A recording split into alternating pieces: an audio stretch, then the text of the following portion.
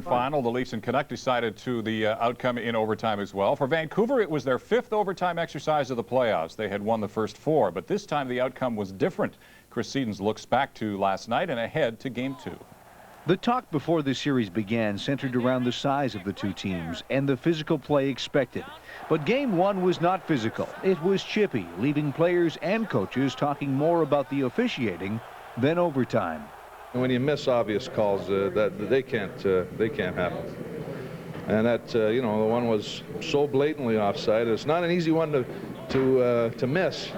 You can miss the ones where someone else is carrying the puck and the guy might be a shade ahead, or if there's a shoot in, he might be a shade ahead. But when it's right here and a pass from behind and the puck doesn't come in till after him, they're hard to miss.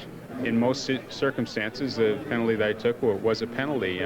But in light of all the other things that happened during the course of the game, that's what made it frustrating, is we felt that those types of calls are being let go. And then to call a neutral zone thing like that was a little bit unusual, but it didn't cost us the game, so we're not complaining about it. Dan Merwelli was the focus of many post-game comments. The Canucks feel he directly affected the game's outcome. But in the end, it was Peter Zezel's line in overtime that made the difference. It's nice that we can contribute. We don't want to leave it always up to Dougie Gilmore and Wendell and the scorers. You know, we'd like to pitch in too, and last night was our night, and we'll take it, and however they came. But you know, we, like you said, we're going to regroup again, and that's only Game 1. I saw Berg coming in, streaking down. He had a couple of steps on our defenseman, and I wanted to get out before he got the one-timer in the slot. So I tipped it by him, and we didn't follow up the play along the boards there, and Zezel just kind of slapped at it and hits the post and goes in. The Canucks had a few chances to win the game in the extra session, but Sergio Momesso hit the crossbar, and Pavel Bure was stopped on a breakaway. Pretty scary when you see him coming down by himself on overtime, but I mean, I've been fortunate to get a piece of it.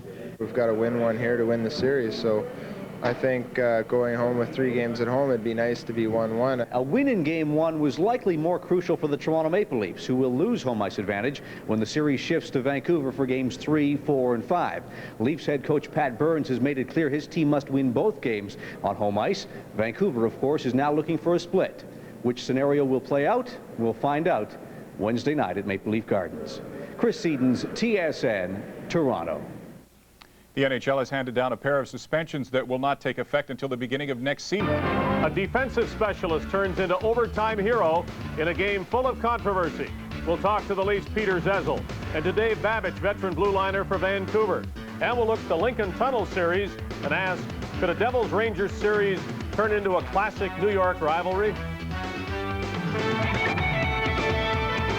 At Sports, I'm Dave Hodge. The Leafs and the Canucks have never met in a Stanley Cup playoff series until now, but already after one game, they're sounding like perennial rivals. Both teams have used success in overtime to get this far. It was the Leafs who got the 4th period goal last night after complaining about a Vancouver goal in the last minute of the 3rd period. And the Canucks had a beef about an alleged 1st period goal that didn't count. There was a lot to chew on, but maybe this game appeared more controversial than it was simply because there haven't been many contentious issues in these playoffs. We'll get into some of that later, but first we welcome Toronto's overtime hero of Game 1, Peter Zezel. Peter, thanks for being with us. Congratulations on the results of last night. If you never scored a goal, you could do your job, do it well, and earn praise, and that is what's happened a lot of nights for you. But scoring goals like this must be far better than all that blue-collar stuff, no? Well, it was certainly nice to get the overtime winner. I'm a Toronto boy, and I grew up watching the Leafs when I was younger, and I saw some overtime goals in my young age coming down here at the Gardens, and it was nice that from Toronto to score an overtime goal in a big game like that. You look back on your career and wonder how Peter Zezel has transformed from a 130-something point scorer as a junior in Toronto to a 30-goal scorer in Philly, to the role you have now, which I've already said is important, but do you wonder how and why that happens? No, I don't really. Well, it's kind of made me, I guess, three-dimensional, I guess. I had success here with the Marlies, and then I was drafted to Philadelphia and played for Philly, and I played with some pretty good players there, Timmy Kerr and Brian Propp my first year, and seemed that I was mostly on a scoring line, and from there I went to St. Louis, and I played a lot of years with Brett Hull, and as you know, he's a top goal scorer, and I had a lot of success playing with Brett. Then when I came here, my first year here, I was more of an offensive centerman, and once Pat came in, he designated that defensive role to me, and he thought that I could play that the best of my ability, and he relies on that role quite a bit. And in his past years of coaching, he's relied on guys like Guy Carbonneau and players in that type of mold. And you know, I'm proud to be one of those guys that he looks up to in key situations. How satisfying is it to know that you have done your job to the best of your ability, helped your team win, but it's somebody else that scores the big goal? Well, you know, our job as a line is Bill Berg and Mark Osborne have done a great job with me also, and I'm pretty happy with what they've done too. And I think that our goal is to stop the other big lines and to eliminate their chances. Obviously, they're going to get their goals every once in a while. You can't stop them. We play them so many times in a series.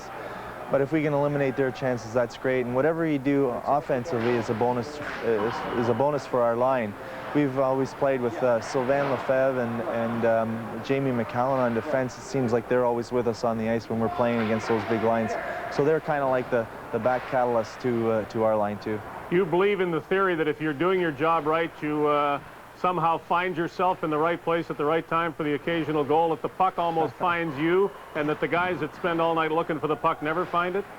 Well, it sometimes seems that way. Sometimes you get so many chances and they don't go in, and you get a lucky chance like that, and you just kind of close your eyes and hope it goes towards the net and in the net. And that's what happened last night. I didn't really take a look and see where I was shooting at. I just took a shot and hit maybe an inch one way, it would have been out. So, you know, we'll take those when we can get them. Now, Peter, you called it lucky, but other Leafs have said this is all part of a master plan to make Kirk McLean come out on that side of his net and play the puck as he did.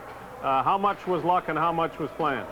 Well, they said in the paper that, you know, Kirk McLean made a blunder. I don't think so. I think he played it properly. He was just hoping that I wasn't behind Bill Berg. And if you look at the play, Bill Berg was going to get the puck on the dump-in, so he had to come out and really do something to avoid Bill Berg getting the puck. And I so happened to be at the right time at the right place, and I was able to get it by him. I didn't kind of a squeaker in, and he did everything he could, but just went by his foot. Peter, how different is it to go from a series where Igor Larionov is opposite you most often to somebody like Trevor Linden?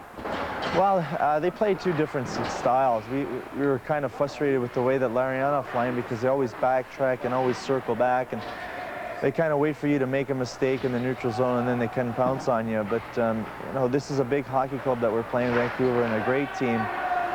Obviously, I'm playing with against a guy that is definitely a force in the National Hockey League, and that's a challenge not only for me but for our line to play against a line with that much talent. And Pat says that's our job to do, and if we do it properly, that's going to give our offensive lines a little bit more confidence when they go out there. And we've got to go about doing our job, and everybody's got a job to do on the ice. And I think confidence in this series is going to be a big key, especially playing against a line like that. Well, he scored once last night. You scored twice as many as that. Peter, congratulations on the win and on your part in it. Thank you very much.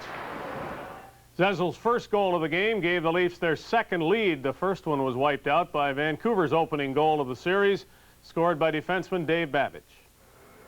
Dave, the easy math in these 2-3-2 series is that if you win at least one of the first two games on the road, you get a chance to win the series at home, and otherwise you don't. How frustrating is it to come so close to winning the opener last night? Well, it is a little frustrating, but we've got to realize that, you know, the Leafs are on a pretty good roll there, you know, beating San Jose in the overtime. And we had a layoff, which, you know, it healed a lot of our bruises, but I think, you know, not playing for 5 days, it was tough getting going again. The Leafs talk about a different sort of series after playing San Jose. They almost welcome what they call straight-ahead Vancouver hockey. Is this any different for you after playing Calgary and Dallas? Well, not really. I think both Calgary and Dallas, it was very close checking, but there was probably a little more freewheeling out there. I know Toronto's trying to force us into certain areas of the ice. You know, we weren't really happy with the way we played last night in some situations. We had some good moments, but then we seemed to just sit there and watch. I think, you know, tomorrow we're going to have to pick up the tempo a little more and maybe put a little more pressure on them. There's all sorts of talk about referees and calls made or not made, and maybe that's just the nature of things in the Stanley Cup semifinals, but the first penalty of the game, as you were well aware, was called against you. Did that make you wonder what was to follow? Well, at the time, you know, it was a tough situation. I did get a little hook on, I forget who it was. You know, he went down. You know, if he falls down, I guess, you know, wherever the ref is, and if he sees it, you know, very blatantly, you know, he's going to call a penalty in that situation. But, you know, maybe he wanted to get a tight rein on the game, and he did. And then it got a little uglier, you know, thereafter. But, you know, I think in a situation like that, you just don't want to see anyone get hurt with a cheap shot. How much talk at the time on the bench or on the ice among the Canucks was there that the apparent, as you saw it, Trevor Linden goal was a goal, and was it difficult to try to get anybody's attention, or was there any thought of calling a timeout to see whether the play could be reviewed? Well, we were trying to get the review. You know, the ref told us that if the situation arose where they thought it was a goal upstairs from the video replay, that they would beep down. So we really don't know if it was reviewed or not, but you know, afterwards and with the replay, it was shown as a goal. But that's you know, that's spilled milk. We can't cry over that. That's part of the game. That's the human part of the game, and we have to play tomorrow night and hopefully win that game. Dave, it's taken you 14 NHL seasons to get this far into the Stanley Cup playoffs. How much would it mean to you to go farther? Oh, I tell you, it's awfully exciting for me. I know I've been close a couple of times, but just haven't broke that barrier. Now, you know, playing to get into the finals, it's quite a thrill. To be honest with you, there's times I'm dreaming about it at night, waking up in the middle of the night, you know, playing in the finals in the Stanley Cup, and it's a great feeling. It's hard to explain, but it's well worth the effort. Is it all you think it would be when you're in Winnipeg and Hartford, and maybe in other years in Vancouver, longing to get as far as this and not getting there? Now that you're there, is it all you thought it would be? Oh, and more. You know, the hype is, it's a great feeling. It gives us the old goosebumps, you know, and even now talking to you and thinking about it again, it gets you revved up, boy. When you get on the ice there, nothing matters except winning. And I guess you feel that from your teammates too, and you'll feel it even more when you get back home for what you hope is 3 games in Vancouver. Well, we got to win tomorrow night, but yeah, we're going to have you know, a good homestand. It gets you a little situated, you know, in home surroundings, and our fans have been terrific out in Vancouver. You know, they've been behind us all the way. We didn't give them a whole lot to cheer about through the regular season, but now we're hoping to do so. Well, your goal got them going early last night. Unfortunately, they didn't cheer late, but you have chances to correct that. Dave, thanks for being with us. Thank you, Dave. Dave Babich not commenting too much on the officiating, but pretty well everybody else who watched last night's game has done that, including our next guest who'll do it next. Scott Morrison, sports editor of the Toronto Sun, will join us.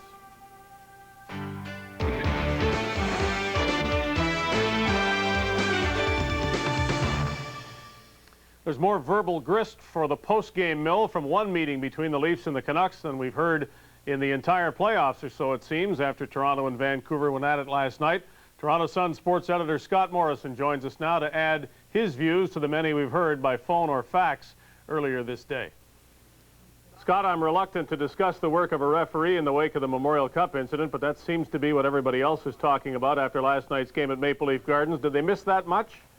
Well, it was a bizarre kind of game in a lot of respects, as we all knew going in that it was going to be physical, and neither team disappointed, and they actually took it a degree further, a lot of hacking and whacking. What surprised me was that Dan Mariueli didn't call a closer game earlier to try and set a tone for the evening. He let a lot of stuff go. A lot of players were high-sticked. A lot of extracurricular activity was allowed to go on, and then all of a sudden you get into a position in the third period where he puts his whistle away. He calls what was clearly an infraction against the Leafs. The problem is, do you call it at that point, given what has happened leading up to that particular incident? The Leafs, of course, would say not. Power play goal is scored and everybody's up in arms. But about the only thing the two teams could agree on afterwards was that neither team liked the work of the official. The bottom line, though, Dave, is it was still 2-2 going into overtime. It's up to you to win at that point. Well, you know, you hear so often that people want no penalties called, and yet it seems to me that the simplest way to approach any kind of game, especially one in this series, would be the other way, to call penalties. They don't write a book telling referees what not to call, and if you're calling penalties and you use that as your yardstick, then I think you're probably apt to be much more consistent than you are the other way. I agree. I think that referees have to set the tone earlier, as I mentioned before, and part of the problem with what happens in playoffs is teams complain. They try to get an edge. They try to intimidate the officials, to intimidate the guy who's coming in to work the next game. Teams put in all these rules, then they don't want them called, and if you don't call it by the book or call it close, teams will just push and push and push and try to bend the rules as far as they can before something gives way. And unfortunately, Marawelli was in a position where he let them have an opportunity to play, and then I think things kind of got out of control in the third to a degree. Well, and not calling a pick on Martin Jelena amounts to the same thing as hauling down Trevor Linden 5 feet in front of the goal, because you know, if he's allowing Linden to go in and you're taking Linden down, I'm not sure what the difference is. Well, it's got to be an all or nothing proposition, and I'm sure that's what the Leafs argued at the end of the game, is you let so much go, then you call a penalty in the neutral zone away from the play that wasn't going to really have an impact on what the Canucks were doing at that point. Well, how you just come up with that call at that point is really surprising, I guess, from their perspective. And probably the best thing, Dave, is that the game wasn't played in Laval, or we would really have a story today. Except you find the parking lot that everybody uses at the Gardens.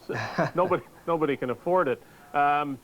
The most surprising thing to me was that there was not a video review of the apparent or alleged Trevor Linden goal in the first period. And I really don't know why the Canucks, as I said to Dave Babich, didn't call a timeout and skate to center ice and look up to the press box and say, please have a look. Well, my understanding, Dave, is that obviously the play wasn't stopped. The referee didn't call upstairs, but the people upstairs took it upon themselves to review the tapes, I guess, while the game was going on, and certainly at the next stoppage. And I was told by one person that they looked at 7 different angles, or at least 7 different replays. But they didn't have time to do that before they dropped the puck again, did they? I don't know exactly what the time frame was, but they said it was very inconclusive. And certainly the Canucks management sitting upstairs in the press box went down and voiced their concerns at the time. But it was interesting that nothing was called, and it's, I guess, even more interesting that the debut of the net cam, that it should happen that they have a controversial play like that.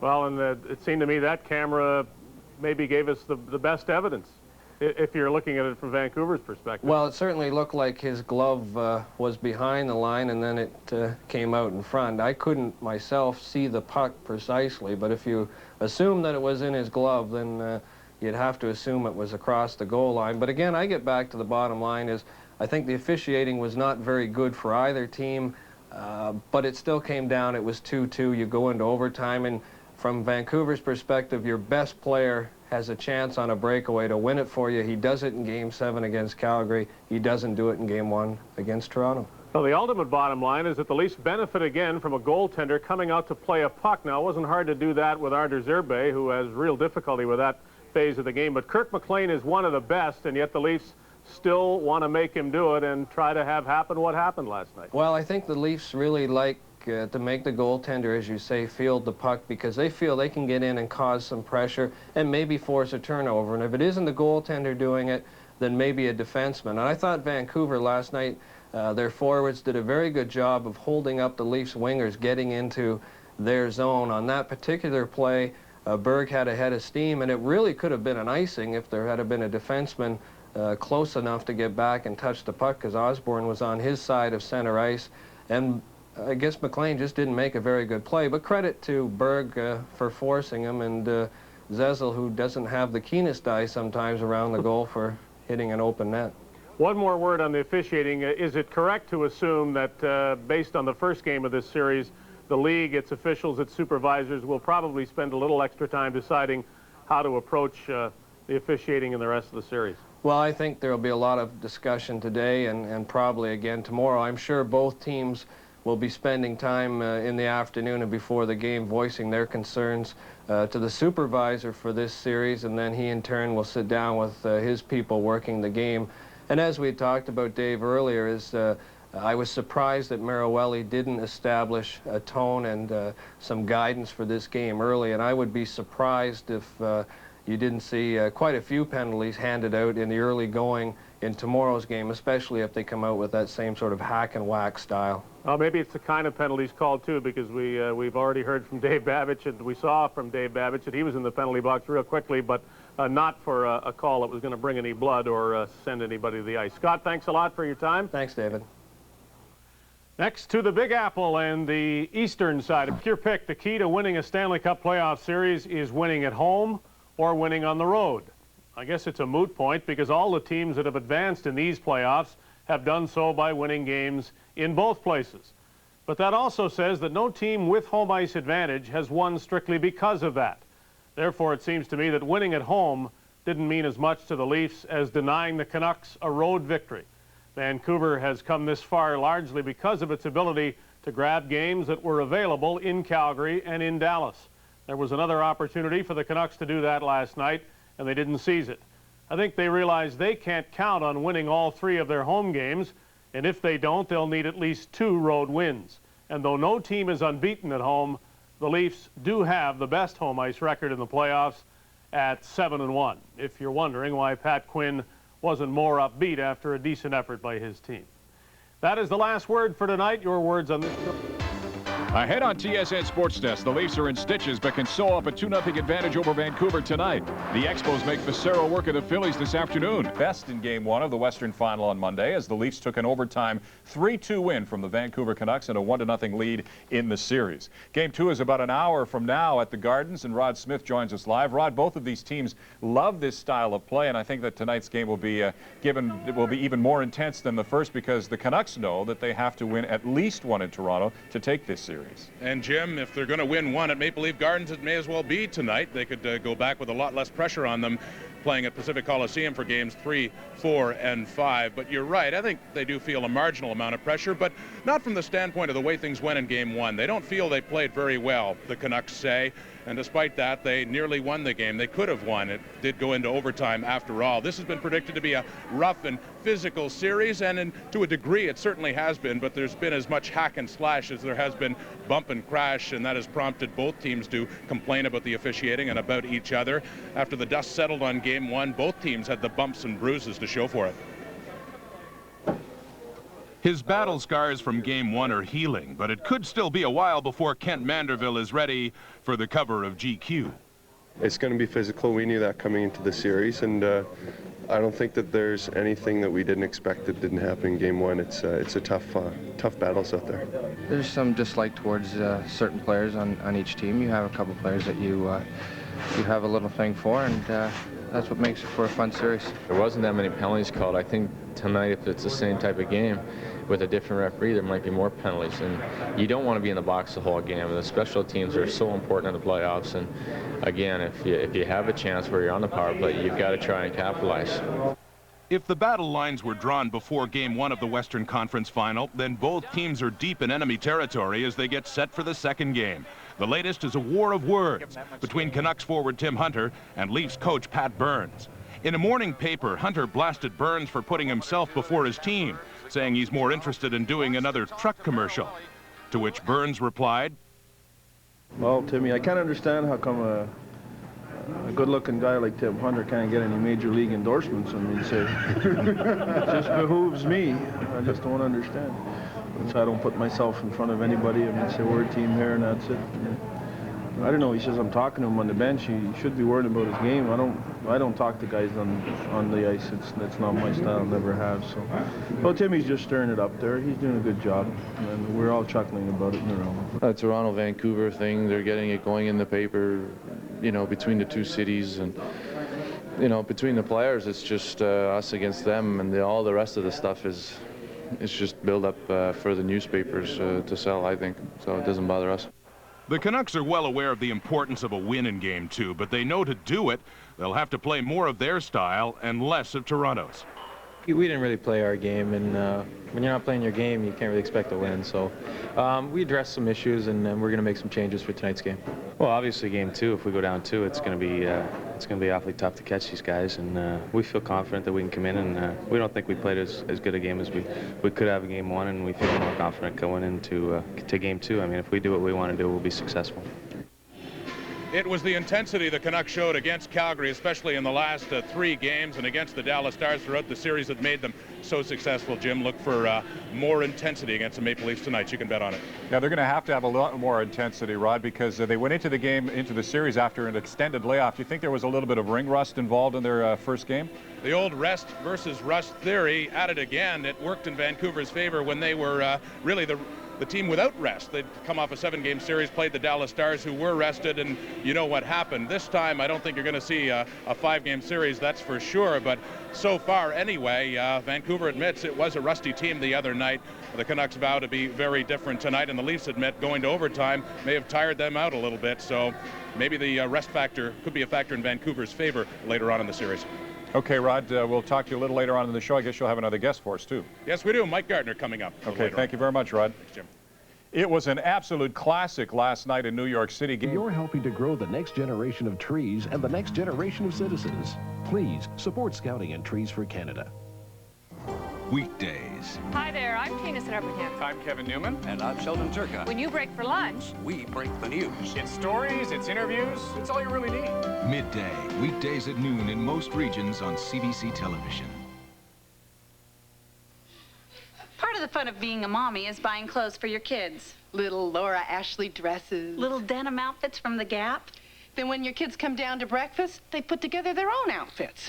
Like his red Bart Simpson t-shirt with purple shorts and banana slippers. Or her favorite sweatshirt with stains all over it and a Batgirl cape from Halloween. So when a mommy says she's a big girl now, she dresses herself, what she really means is, I had nothing to do with this.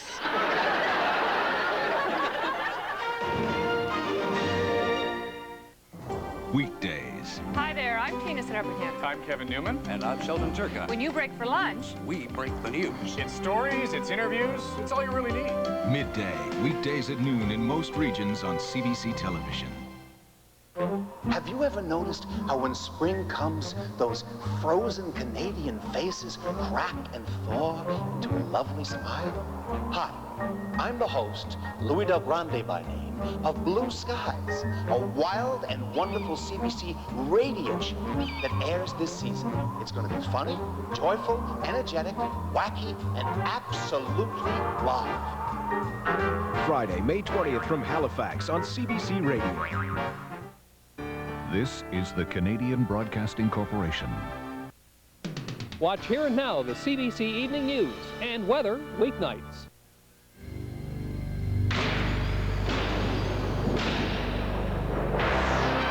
The following is a presentation of CBC Sports.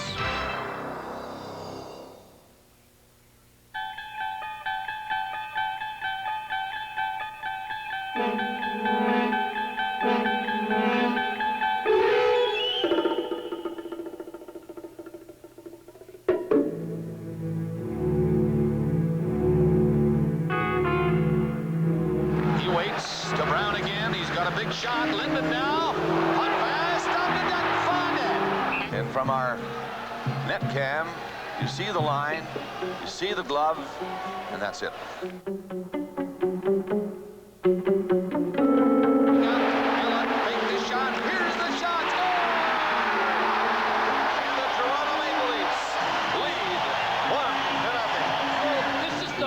Right before the goal. And it's offside.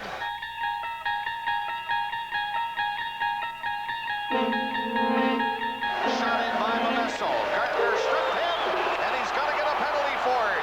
Marawelli is being totally unfair, calling one of those after the ones he didn't call. When you grab the guy's head, and I know Pat's in there saying, you're asking for it when you do that.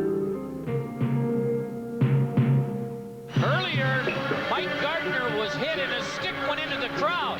The fan runs down and gets it and then passes it over the boards, and the puck comes right to Gardner. The fan thinks he's going to get an assist on this goal. If he does beat our defense, well, go Felix, go.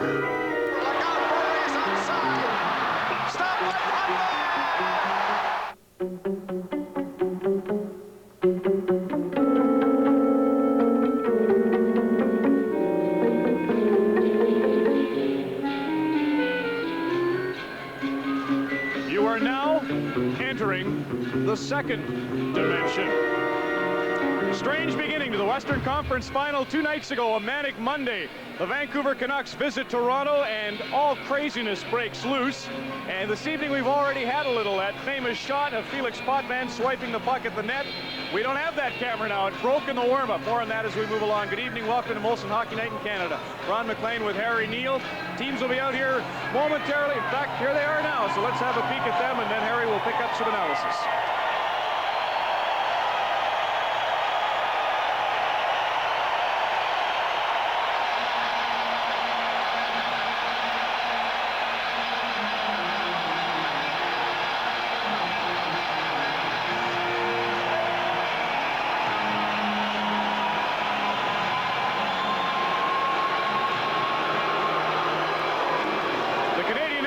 Title up for grabs. The Canucks trail the series 1-0, Harry. So what do they do to get back in it tonight? Well, I think they play the way they did in the third period in the overtime in Game 1 when they thought their quickness improved. They got more chances. They outshot the Leafs. They just couldn't get the big goal. And I think the rust wore off, and they'll be a much better team tonight. Funny thing is, the second line seemed to outplay the big lines in Game 1. I think that could decide the series. Whose second, third, and fourth line forwards can score some goals, because the first line on each team are up to their waist in checkers. No room, no time, and getting knocked down. Two of the reasons for that are the captains, Wendell Clark and Trevor Linden, always play physical. The Leafs won the other night without a goal from Clark. Trevor, of course, had the equalizer to make it 2-2. Here are their expectations for Game 2. Well, I would like to try and get our legs going a little bit more, drive to net more, and drive into their end. I think we didn't get enough forecheck on the defense, and all in all, we just weren't skating and creating the opportunities we have to. So we want to try and put a little more pressure on our defense and hopes to create some more opportunities. Well, I think we can play with a little more intensity than we did. We just come off a 7-game series, so the first game was getting our feet wet and playing cautious and trying to find out what Vancouver's going to play like. So I think they're going to play a lot better because they made the 5-hour trip, and we're going to play better because we just come out of the other series and now we're getting our heads focused for this one. So both men say it'll be faster tonight. Keep your eye in the lower right-hand corner. A shot ticked the net cam behind Felix Potvin. Doesn't look like much, but that's enough to take. Oh, looks like a little more on that angle and that angle. How many times did they hit it? $100,000 camera, don't they know? And that's, of course, the view from the camera now. So we'll be without it at least for a little while. The crew from Panavision Canada's here. Great support from the crowd for Toronto, and that's important, I think, for the Leafs because they don't want to lose tonight, Harry. Oh, this is a must game in the 2-3-2 playoff system. You don't want to go away and not be able to come back. And the Leafs would guarantee a 6th game back here with a win tonight. It's going to be a better game. Both teams will play better. They better be sensible physically because Koharski will call more penalties than Marawelli did. All right, Bob Cole is in the broadcast booth this evening to provide the accounts, and Don Cherry will be along in the coach's corner. Right now, let's go to Garden's public address announcer, Paul Morris. Ladies and gentlemen, welcome to Game 2 of the Western Conference Final. Tonight's starting lineup for the Vancouver Canucks. On defense, number 3, Brett Hedican. On defense, number 22, Jeff Brown. At left wing, number 27, Sergio Momesso. At right wing, number 23, Martin Jelena. At center, number 7, Cliff Ronnie. Starting in goal, number 1, Kurt McLean.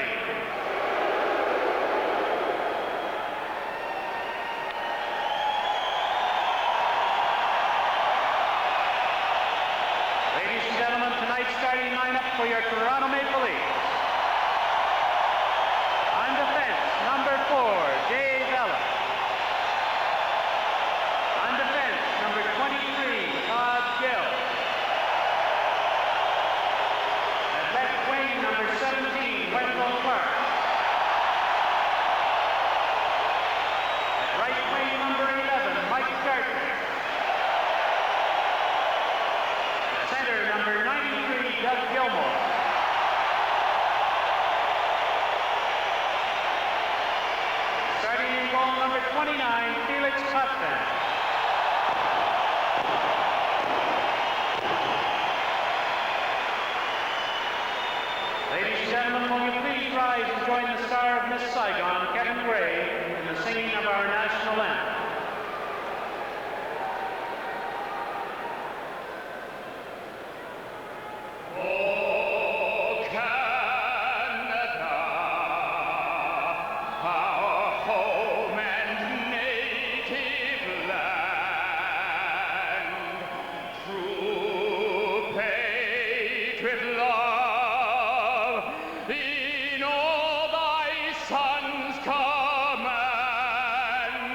with glowing hearts we see thee rise, the true north, strong and free.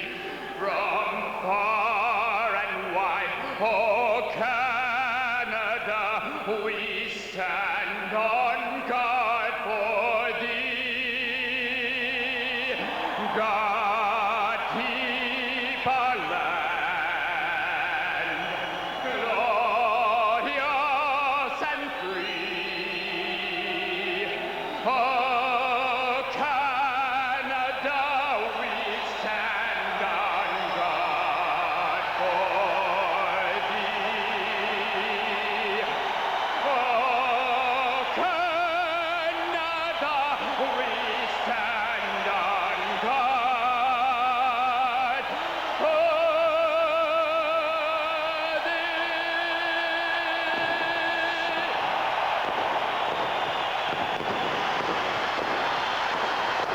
It's been noted the team winning game 2 of a best-of-7 goes on to win the series over 60% of the time. Well, here it is, game 2 from Maple Leaf Gardens in Toronto. Good evening, everybody. Bob Cole in the booth, and there in the Vancouver net is Kirk McLean. He has faced 30 or more shots in his last 8 consecutive games and has a very respectable 6-2 record. This now is his 39th straight playoff start for Vancouver. The other end, Felix Potvin, 31 saves in game 1, including 6 in overtime. One of them off a clear break by Vancouver's superstar, Pavel Bure. There's Don Koharski, the referee. Kevin Collins and Dan Shakti again working the lines here in game 2. Starting for Vancouver, in front of McLean will be Hedican and Brown, and up front, Ronning, Jelena, and Bomesso. For the Leafs, Gill and Ellett, Clark, Gilmore, and Gartner left to right. And Gilmore wins the faceoff. The Leafs dump the puck in, and Vancouver back. They promise to be quicker tonight, harder hitting tonight. The Canucks would love to win this one and go back home even, where the next 3 are being played. The Canucks start back. Deep in his own zone is Jeff Brown, and he played it up on the left side through center. Ellett stopped it. Up to Gartner, that does not work. Gilmore takes the puck, and the first penalty is being called in the game. Bomesso was checking Wendell Clark, and he's going to get 2 minutes for interference. Well, you knew with all the talk between the two coaches, especially about how rough it was and how rough it's going to be here in game 2 after game 1, that the referee, in this case Koharski, would come out. He's going to set the stage. He's going to give you the parameters in which you can work in the first 10 minutes. And neither coach may like a couple of the penalties that they'll see their team get until the players are fully aware of what Koharski's going to let go and what he's going to call. And Bomesso grabs Clark from behind. Didn't take a scoring chance away. Not a penalty you'd usually see late in a playoff game. Don't forget, Koharski was the backup official and watched game 1. 36 seconds into the first period. The first power play of this game. And it belongs to the Maple Leafs, and the Canucks are going to send the Leafs back. They thought they would. It hit the linesman at the far side and didn't get back too far. It's back there now, though, as Mironov backed up all the way. Now he starts out. Mironov straight to the blue line. He wants to stick handle himself. Gets away from McIntyre and rolled it in. And the Canucks break it up. Babbage shot it down the ice. Did it because the other defenseman for Vancouver, McIntyre, is going off, and Courtnall is on in his place. Trevor Linden, the other penalty killer up front, as Ellett brings the puck in. Ellett is stopped. It is Gilmore trying to keep it in, but Courtnall is on it for Vancouver, and he goes down on the rush. Courtnall with Linden in front of the net. A big save by Potvin on Linden, and here's it 3-on-1. Andrechuk, Borshevsky, and Andrechuk couldn't get the pass. It was offside, back at the blue line anyway. as Andrzejczyk skated in and Borszewski was just ahead of him. Boy, going offside on a 3-on-1, trying to get that first goal. Both teams have been so good when they score first in the playoffs. Potvin, a nice stop with his left foot. I don't know whether the puck would have gone wide or not. Maybe from this angle we'll see it, but it's hard to beat Potvin down low on any kind of a bad angle. And the Leafs roar out with a 3-on-1 and go offside on the rush. 1 minute and 4 seconds left in the Momesso penalty. No score, we're just underway. This is Lumet back of the net for Vancouver, and he's allowed to skate away. Made a good move at the blue line. He's up over the Leaf line now. Lumet's shot off the arm of Potvin, doesn't know where it is. It nearly came down in front of the net, but McCown swept it away, and the play stopped. Well, the Vancouver Canucks have had two great chances here early in this game. The one by Courtnall and this one by Lumet. And the Canucks are short-handed here, and they get the defenseman in the rush. And Lumet shoots it between the legs of the Toronto defenseman, and Felix Potvin made a difficult stop on a good high short side shot. The only 2 shots of the game so far. Vancouver short-handed, and 49 seconds left in their penalty. Here's Gill. He and Ellett are the Leaf defensemen. Gartner, Gilmore, and Clark up front on this power play for Toronto, and Gill brings it in. Again, they go offside at the Vancouver line. Gill made the pass across, but he himself went in. Well, Mike Gartner, he has really in the last half of the first 2 rounds shown what the Leafs saw a bit of when they acquired him at the deadline. Good speed, very good shot, and Bob, he's joined right in here to be as feisty as I've seen him play it from a physical angle. 39 seconds remaining in the Vancouver penalty. No score, first period, Leafs power play. It's the first power play of the game, and the Canucks doing a good job killing this penalty off. And they lift another one down the ice. Clark and Hunter were bumping together, and now they're talking and bumping some more. The referee Koharski issuing a warning. Gill is coming in with the puck, and Clark without the helmet can't pick it up. 15 seconds left in the penalty to Momesso. Elliott shot. McLean makes his first stop. In back of the net, it's Gartner and Clark, and it's Gartner getting it back to the blue line where Gill is waiting. Takes the shot, a low one, grabbed by McLean. Came up to him, and he held on to it.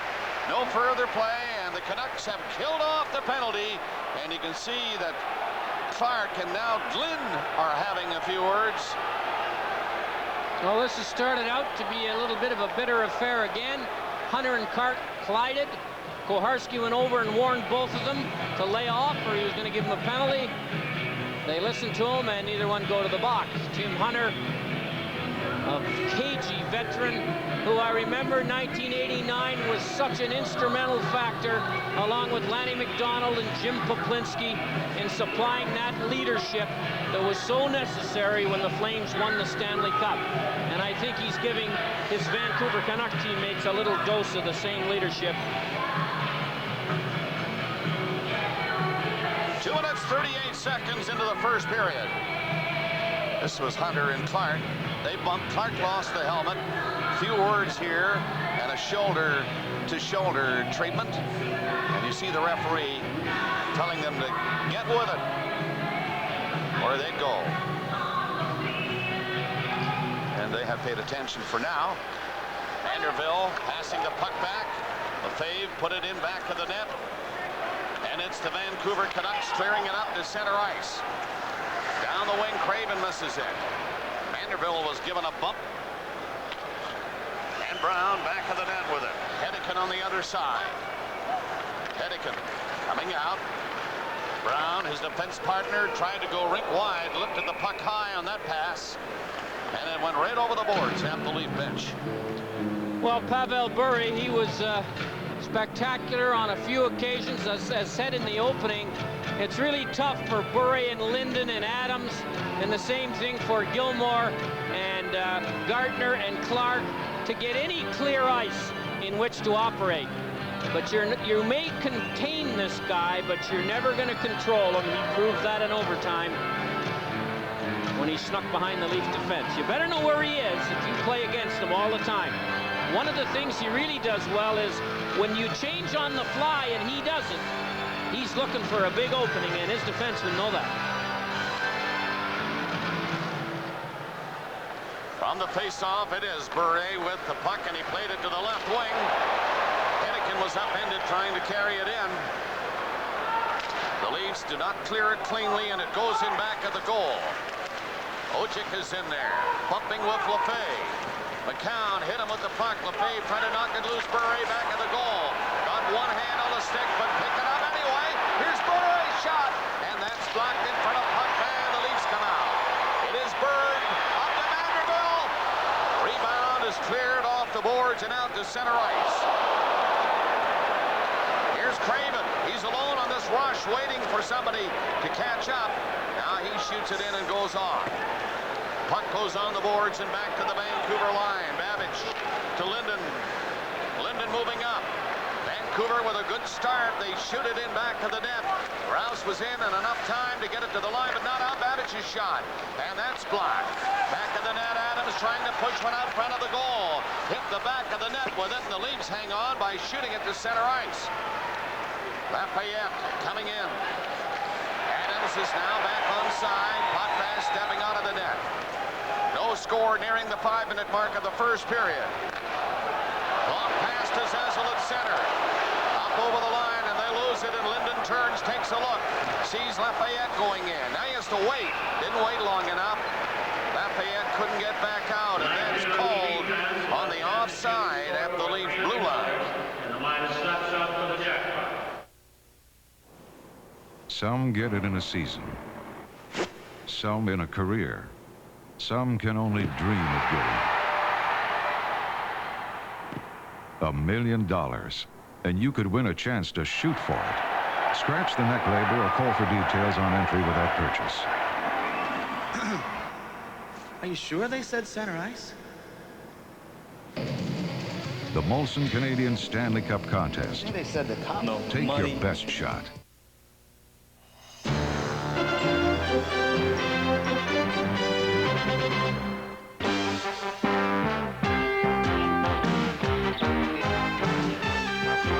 Molson Hockey Night in Canada on CBC is brought to you by Molson Canadian.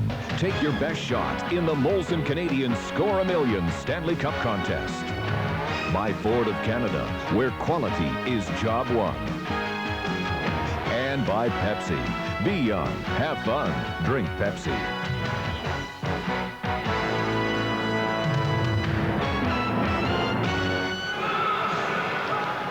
Toronto nothing, Vancouver nothing. Second game of the best of 7. Western final. And we are approaching the 5-minute mark of the first period. Allen gave it to Gardner. He's pushed off the puck, and it's shot back to the net. Brian Glynn checked him effectively, and now slides all the way down the ice, and icing has been waved off. Blue May back in a hurry. Gardner chasing him.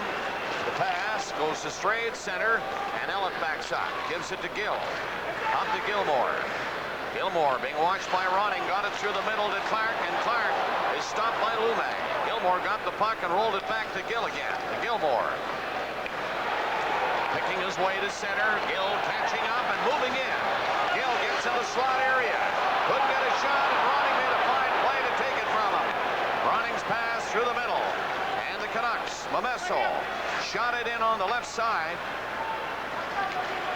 Lume, who was up on the play, couldn't get a shot. Gilmore again, striding away to center. To the line with Clark. Clark played it back to Gilmore. To Clark, and a shot deflected high onto the glass. Brown for Vancouver. He's stopped. Clark ran into his man on the boards. Momesso put him back a foot or two. The Canucks back of the net is Hennigan. Gardner took it away from him. He got it back again.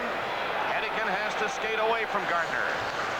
Zazzle was forechecking. Here's Berg running into Brown and knocking him to the ice. Brown gets up and starts the Canucks away. No score, first period. 6.5 minutes gone. Play to the line, and here's Brown winding up, shooting. Hot pass, stopped that. And Osborne saw Zezel up at center.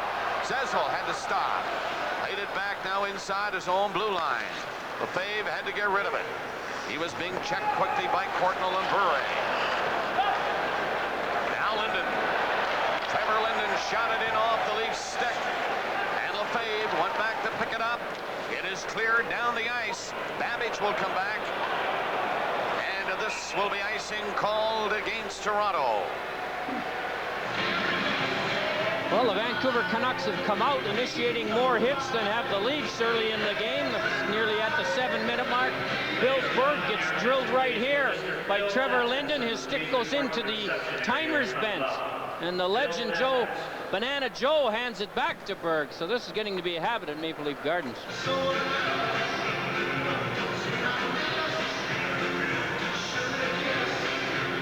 Bill Berg delivering a big hit when the Vancouver defenseman arrived here. That was Jeff Brown taking that hit. He didn't see Berg come in.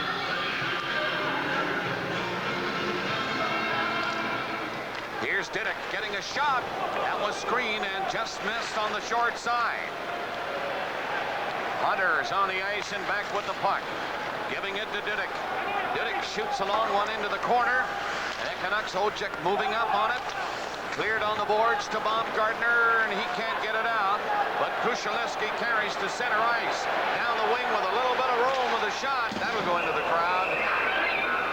As Krushelnyski came in across the line and got the slap shot away, but it was deflected. Well, there's been probably a half a dozen to 8 real good body checks. A lot of them thrown by the team in black, but the best one of the night was throwing from the most unsuspecting body checker. Watch Pavel Bure straighten up Jamie McCown in the neutral zone.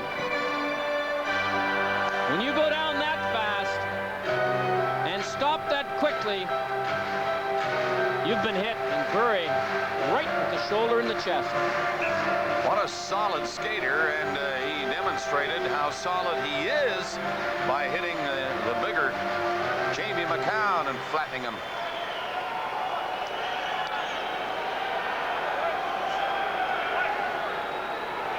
Face off inside the Vancouver line. Gill gets set from the blue line. The shot. McLean the save. Got the blocker up there, and we've got more penalties coming, I think. Ojek over there with Rouse. And they were doing, or was it Gill? They were doing some pushing and shoving, and they're going. Make tracks to your Newfoundland Ford and Mercury dealers during Sports Show 94. Featuring your choice of Tempo and Topaz 2-door Sport. Complete with 7-spoke aluminum wheels. Rocker paddle cladding. Plus a sporty rear deck spoiler. 5-speed overdrive, and much more. All priced to move out at just $94.94. Join the winner's circle at Sports Show 94, happening now, only at your Newfoundland Ford and Mercury dealers. Sometimes you go looking for fun, and you find more than you bargained for, like AIDS. Whatever you do, it's your own business, but if you're going to have sex, cut the risks. Use a latex condom. You don't have to be gay to get AIDS. It's like a chain. You are sleeping with every partner your partner has ever slept with. AIDS? You don't want to take it home. For information on AIDS, call Public Health in your region or call this number. Minor roughing penalties. Gill of Toronto, Ojek of Vancouver. You'll see it just outside the blue line after Gill took the shot. Ojek punches him, and Gill comes back with a cross-check across the shoulder of Ojek. Don Koharski, the referee, gets rid of both of them for 2 minutes. We have no score in this first period. Shots are 4-3 in favor of the Leafs. But Vancouver had the better scoring chances of those 7 shots. Linden was in close. Canucks come out. Pass to Linden. And he's up over the Leaf line. Linden trying to barge in there. He was checked before he could get near the puck by Ellett. It is kicked loose on the boards. Linden takes it again. Leaves it for Lumet. He's in deep. Lumet, another penalty coming up. I think it's going to be against puck, so McLean gets to the bench. They have the extra man on now. And they play it back and press in there. Bure's shot stopped. Rouse reaching forward, rolled along the boards to the line and kept in. Portnoy fanned on it. And Elliott gets possession, and the play is called by Don Koharski. And the Leafs, Bob Rouse, goes off for 2 minutes. And Vancouver will get a taste of their first power play tonight. You have to wonder that the Vancouver Canucks may not have realized that delayed penalty was on. They really should have given the Leafs the puck right away because they burned up part of the 4-on-3 time advantage they were going to have. Rouse in the corner there, as you can see, has got him pinned. The hold on the boards was longer than the 2 minutes Rouse is going to get. There's Bob Rouse in the penalty box for Toronto. This comes at 8:12 of this opening period. Gill and Ojik already in there for another 117. So a great opportunity for the Canucks to strike first in this game. 4 skaters against 3. And they are Portnoy, Linden, Bure, and Brown. And that's not a bad quartet. It'll be Senzel for Toronto.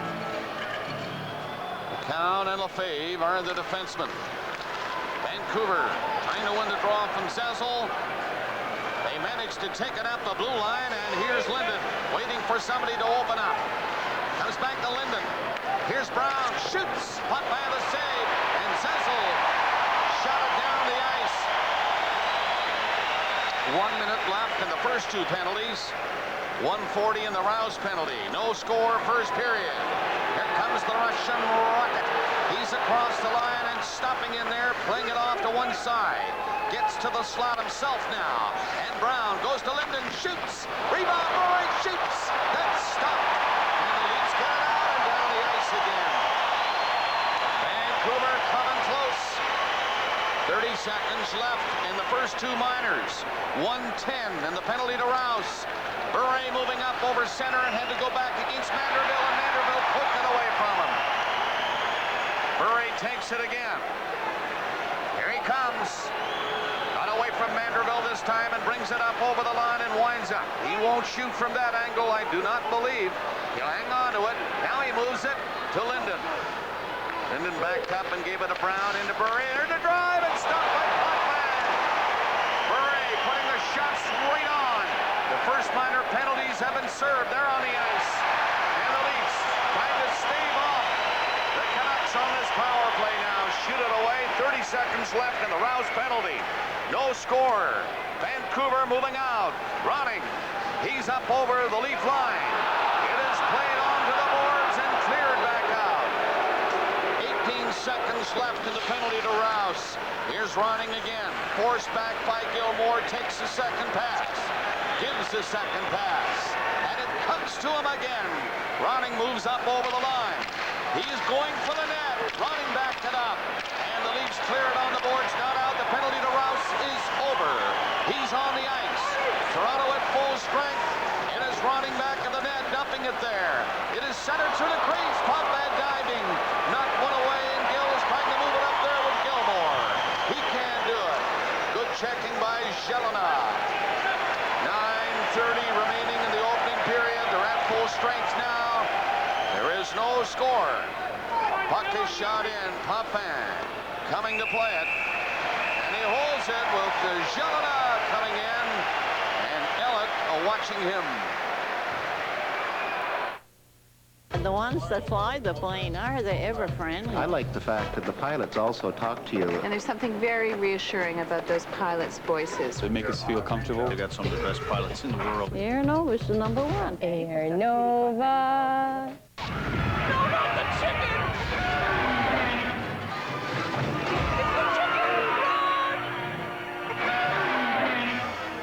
Where's everybody? Simple. People are bored with chicken. That's why Subway has our original turkey breast sub. It's oven-roasted turkey on fresh baked bread with all the trimmings. So if you're tired of the same old chicken, Subway's talking turkey. The original turkey breast sub at Subway, the place where fresh is the taste. This is the best part. I like the service. I like their schedules. I like to be able to go early in the morning and come home that very same day. I could do a cartwheel. The people are considerate, kind. I feel confident when I go in the air with their Nova. The cartwheel, that would probably top it off. The Vancouver Canucks had 4 shots on the power play. Here's the most dangerous one by Bure from a bit of a bad angle, but it was a one-timer, and you saw Potvin was able to get over as far as he could to make sure Bure had to have a perfect shot to beat him. 9 minutes and 17 seconds remaining in the first period. Scoreless here in game 2. Vancouver has had 8 shots. Toronto 4. Gill. Tim Hunter goes in to watch him. Gill got rid of the puck in a hurry. Played up by Allen to center to Eastwood, and he fired one in over the line, but broke it up by Babbage. Gill shoots it back in where Babbage stops it. He saw Hunter open. Hunter played it in from center ice, and here's Gill again. Shooting it on the boards. It does not get out, but Allen is going to carry. He gets up to center and lifts one in wide of the net. Here's right in front of the goal, and Eastwood was turned around in time. Couldn't get a stick down. Hunter's shot. That misses by 3 feet. Koshelniski to center. Eastwood was cruising there, but it hit the back of his leg. And Linden brings it in. Takes a shot. He missed on the short side. Out across the line where Bure will turn. Andrechuk watching him. Brown to Bure. Bure up on Andrechuk, and he moved away from him easily and across the line. Threw a pass in. Pettikin is bumped. Ojik centers it. The Leafs shoot it down the ice. This will be an icing call. 8 minutes and 8 seconds remaining in the first. Well, Dave Babbage, I thought, was the Vancouver Canuck best defenseman in game 1. He got a lovely goal as he joined the rush. He was rock solid defensively, and I don't know whether there's a player in the league who can take a check and apparently just shrug it off. Very rarely goes down any better than this guy can. He plays much bigger than he is, and he's a fair size, Dave Babbage. Not quite the offensive threat he used to be in Winnipeg, but very conscientious defensively. And from the faceoff, Zazzle trying to catch up as he played it into the corner, and Osborne carries up. Now he drops to Zazzle. In with a shot. Played on, and McLean made a fine stop on that drive by Zazzle. Back in for Bure again. Bure had trouble controlling it, and Berg hit him. Bure again, and Berg all over him. The Canucks bring it in. Trevor Linden left it for Ojik in front of the net, and a weak backhander by Flynn was wide. A scramble for it in front of the net. The Leafs come up with it. Out to center is Lefebvre. Long shot, gloved by McLean. He leaves it for Brown. Jeff Brown ahead to the line. Clark just missed Jelena. Ronning is moving in with Jelena. Shoots. Right on again. And Potvin was in the right position to stop that shot. So they're getting chances, but still no score. Well, there's no doubt about the fact that the Canucks are moving a lot better tonight than they did in the start of game 1. And I mentioned that to Ron McLean in the opening. I don't care what you say. When you take 6 days off, you can't just pick up where you were. Bure has been as feisty as I've seen him tonight. And he's got number 10 in white in his hip pocket.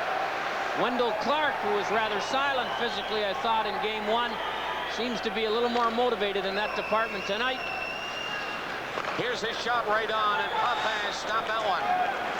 Gardner can't move the puck out. Jelena goes around the net. Jelena trying to come out. He lost control. And Gilmore flipped it down the ice. Icing waved off this time. McLean is away out of the net to play it. McLean shot it high. It was knocked down. He got back in time to stop the pass out with Gardner trying to bank it off him.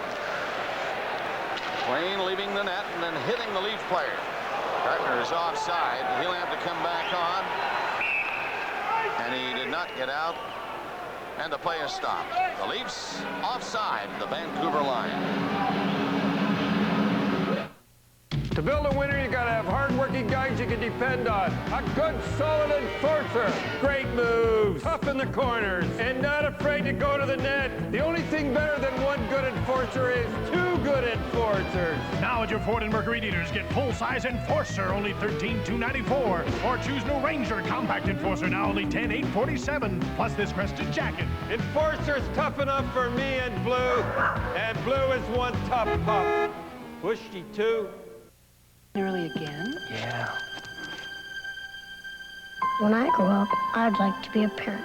They wake us up in the morning and we have breakfast together. Dad talks to us about things, and I talk to him about things too. I'd like to be the kind of father who's like that. Is it breakfast yet? Yeah. Eat together, talk together, grow together. It's important. Dad, would you like to hear my story? I'd love to. A message from Kellogg Canada and Health Canada.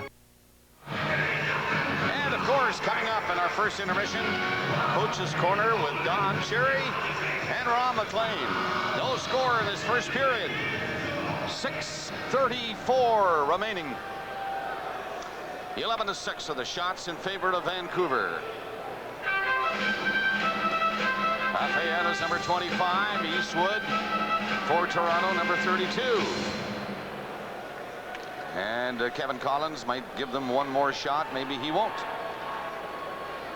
Eastwood is out. Andrechuk comes in. Lafayette stays on. Andrechuk won the draw. Borshevsky can't clear it out of the zone. Borshevsky gets a second chance. And again, he failed to move it out. The Canucks, three of them along the boards, come up with it. Craven got as far as Elliott, who took the puck. Here comes Babbage. Cleared to the line. Lafayette stopped it. Threw it in back of the net. Courtnall racing forward, and he gets it. Borshevsky rubbed him a bit. Craven goes back of the net. It is centered. Here comes Diddick with a shot. Sharp angle that went to the far corner. And it's Andrechuk. Borshevsky is up there to escape. But Eastwood is on it, and he brings it in. Eastwood going to the corner with it. Around Diddick, back of the net, trying to center it. McLean stopped the pass out. It is picked loose by Borshevsky. Eastwood trying to move it back out in front of the net. He's pinned by Diddick. Gets loose though, and then lost it, and the Canucks bring it out. Craven going to center, facing Elliott, dropped it in. Here's the centering pass, and it's cleared away by Potvin. Back up the ice for Andrechuk. Over the Vancouver line, and lost it as he tried to drop it back. And Zezel stopped it in the center ice area. Zezel stepping in over the line, but Andrechuk was in ahead of him, and the play goes offside. Well, other than some increased energy on behalf of the Canucks that are causing the Leafs trouble in their own end, the Vancouver defensemen are pinching away more tonight than they did in Game 1. It's going to be a big assignment for the Leaf wingers all night long. Dave Elliott maybe saved a goal by going to the net with Dave Babbage, who couldn't get his stick on the play. I mentioned the Vancouver defenseman pinching. Number 4 on the long around. There he goes. He knows that he can get there at the same time the puck does, and that he's twice the size as the winger he's trying to handle. And the Leafs wingers are going to have a tough night putting up with the Vancouver pinching defenseman. Just over 5 minutes remaining in the first. Scoreless first period. Linden against Zezel. Zezel winning the draw, and the Leafs shooting it across the line. Brown with lots of time to move it to Hedican. Hedican hit Linden with that perfect pass. Linden coming in. The pass didn't work. It was intercepted by McCown. And the Leafs get it up to center ice again. Osborne knocked it off the boards and pulled away from Hedican. Brown comes around the net for Vancouver, leaving it for Bure. He wants to get some skating room, so he delivers the pass. Waits for Hedican to move around the net again. Hedican will come out looking for Bure. Goes in behind him to Linden. His right wing pass in for Adams. He'll catch up to it against McCown. Here comes Brown, the defenseman, looking for Linden right in front of the net. He just missed it. Bure left it. Adams' shot kicked away by Potvin. Bure speeding it around the net. Bure ducked it out front. A good tricky move, but no shot. Here's one. Potvin blocked that. Bure looking for it. And the Leafs again hang on and clear it down the ice. Bure had everybody everybody buzzing as he came around the net like a bullet, tossed the puck up, flipped it in front of him. Amazing. Not sure I've seen anybody do that in a game.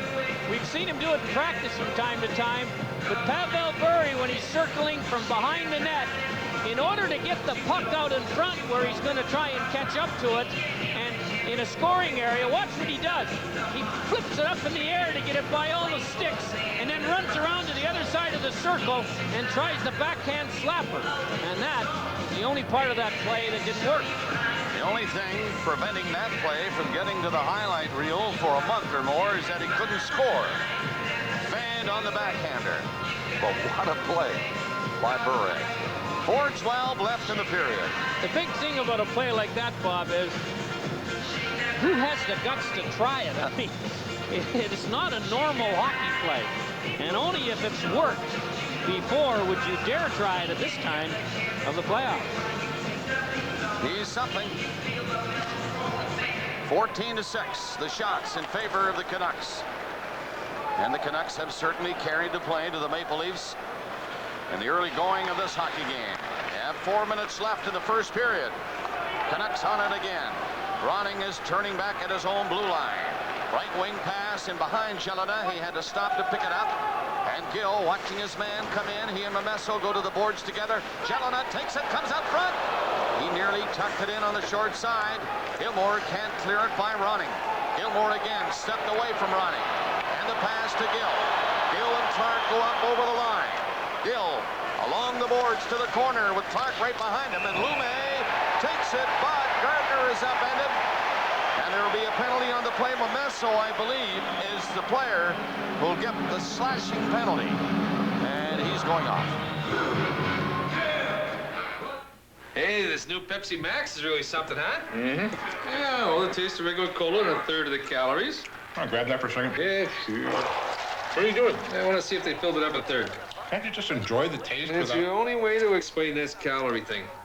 You're not going to open it, are you? Oh, don't worry. You see, the lower pressure created by the chilling will keep the expansionary forces of the carbon dioxide at bay. Who's going to open it?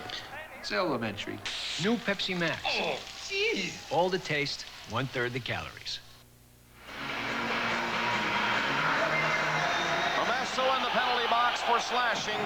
And Toronto gets his second power play of the first period. Mironov can't stop that one as it was cleared cleanly by Babbage. 3:20 left in the period. No score. Game 2.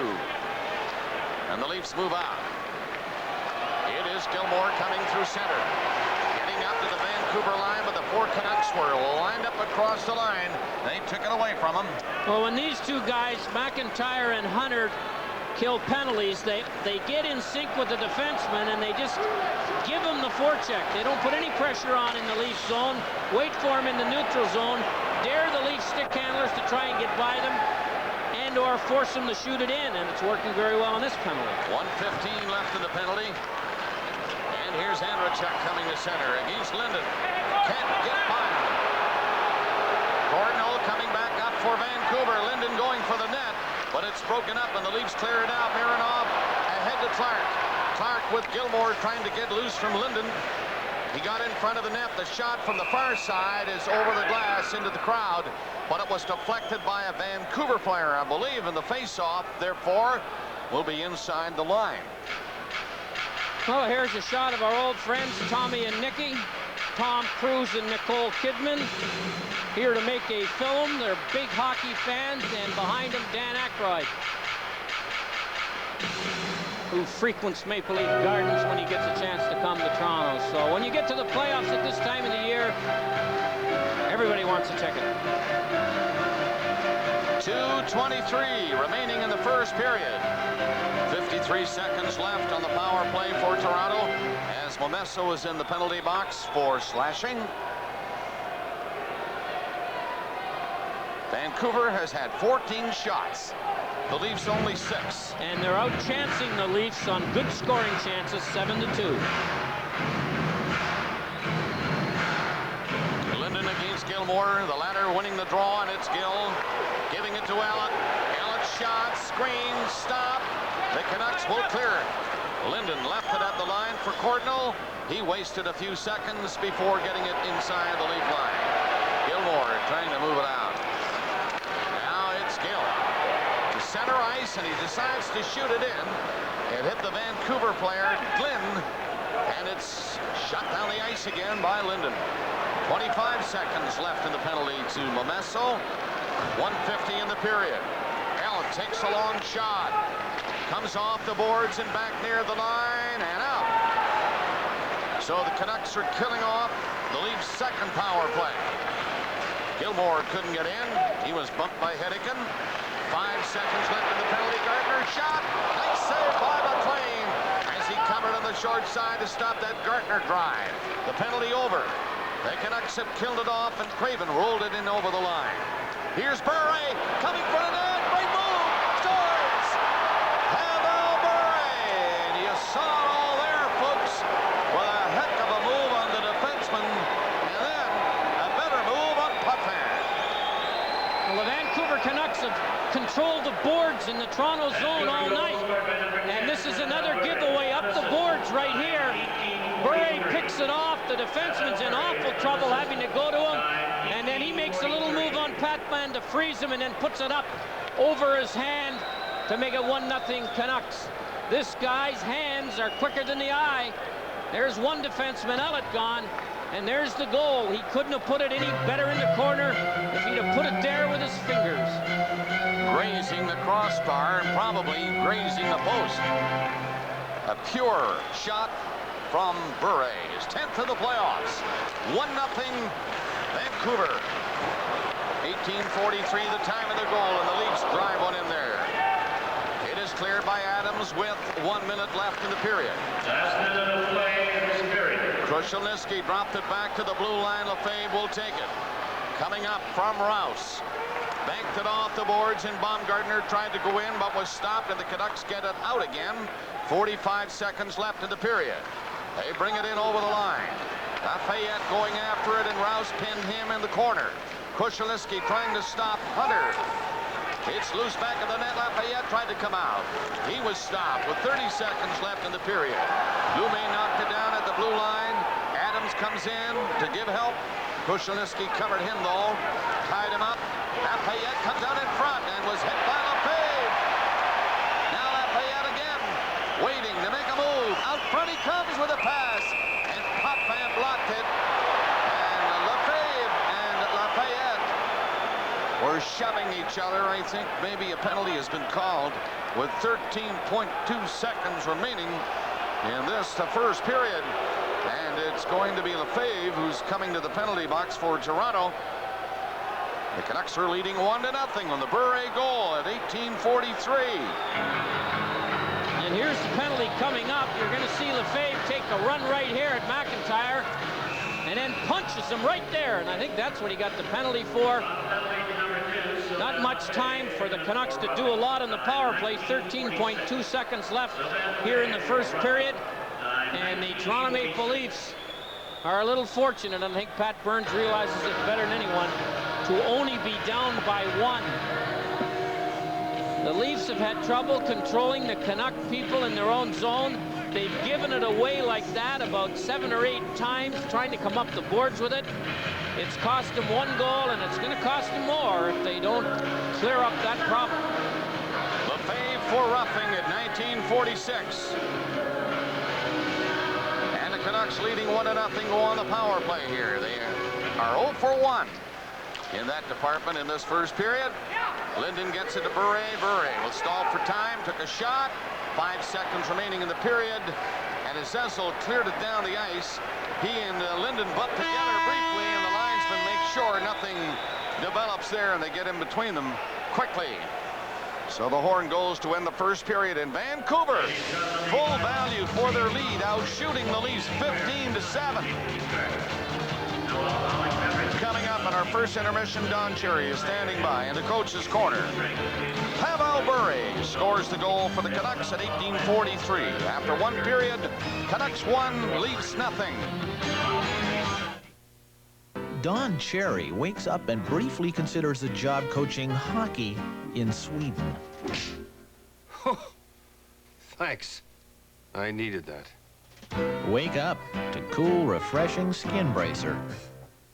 At Esso's Research Center in Sarnia, we have a unique capability in Canada to make a top-quality engine oil. We're trying to simulate the temperatures that are representative of the Canadian environment. If the oil can survive under those conditions, it's going to survive in the real world. Consumers can be assured that by using ProTech, they will get maximum engine protection and long and reliable engine life. Esso's committed to their customers and committed to giving them the best. ProTech, the leader in protection, is available from your Esso retailer and at these fine stores.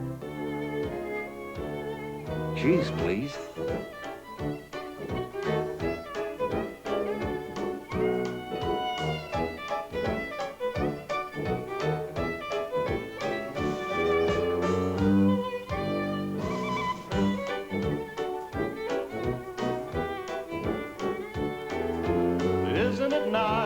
Isn't it nice to have a taste for life? Canadian cheese, please. We've got the new F-150 Eddie Bauer. It's a Ford Super Cab. Extremely busy lifestyle. Always changing, always active. Judy drives the truck most of the time. I work in design, and I'm very picky about what I like, and I like the way this truck looks. The back seat's great. It's a lot higher than the other one. When Mom and Dad aren't there, we crank up the stereo full blast. The truck has power windows and locks, and the console seat is great. You can throw an extra kid in there. It's a work truck and it's a play truck. It's just like driving the fancy car, but it still functions as a truck. I couldn't go back to an ordinary pickup now. So you're an insurance broker. Right. And because you're not an employee of just one insurance company, you can show me the big picture, like an advisor. Mm-hmm. So who do we work for? You. Your insurance broker understands.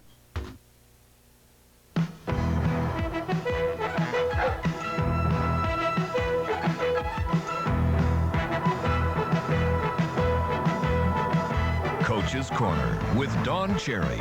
Brought to you by Pepsi. Be young, have fun, drink Pepsi. To discover the real difference between the world's two leading soft drinks, we're implementing an anthropological study.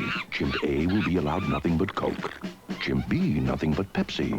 The results are astounding. The chimp that drank Coke showed improvement in motor skills. The chimp that drank Pepsi, however, disappeared. Hello? It's him.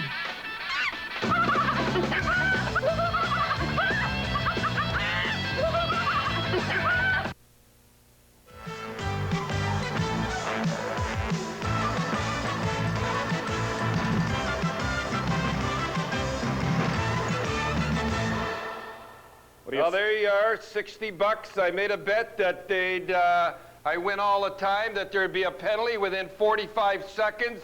You people that wanted all the penalties, are you happy? Isn't this the dullest game in the world? I told you it would happen. Game's under control, though. There's no fighting in the game. Well, Kevin Collins is here. There'll be no fighting. I don't think Vancouver fans find this dull so far. But I saw that $60. I thought that explained the other seat cover, where it went. But anyway, Bure scores a goal, 1-0, and first goals have been very important. Bure's always in there all the time, and I told you, it's a boring game. It wasn't like the last game. I'm not saying because Vancouver's ahead. Even a Toronto had a score. Potvin was great, 14-6 or something like that. Show that paper. All right, Kent Manderville. Yes. A beautiful composite. Is there any chance, Mark, after you zoom in on this, that you could show the composite? There's Kent. Composite. Yeah. Anyhow, what happened was this morning, I'm reading the paper. There he was Monday looking beautiful. Yeah. There he was Tuesday with one eye shut. Looks like a hockey player. Anyhow, I was having coffee this morning. Rose says, look at that picture. Isn't that great? You're just like, she gave me, what did it say? Now she's mad at me for all this stuff and everything like that. So what did he say in the paper? He said, Cherry's got to be loving this series because there's lots of hitting. You're right. Not tonight, though. Are you happy? 45 seconds penalty.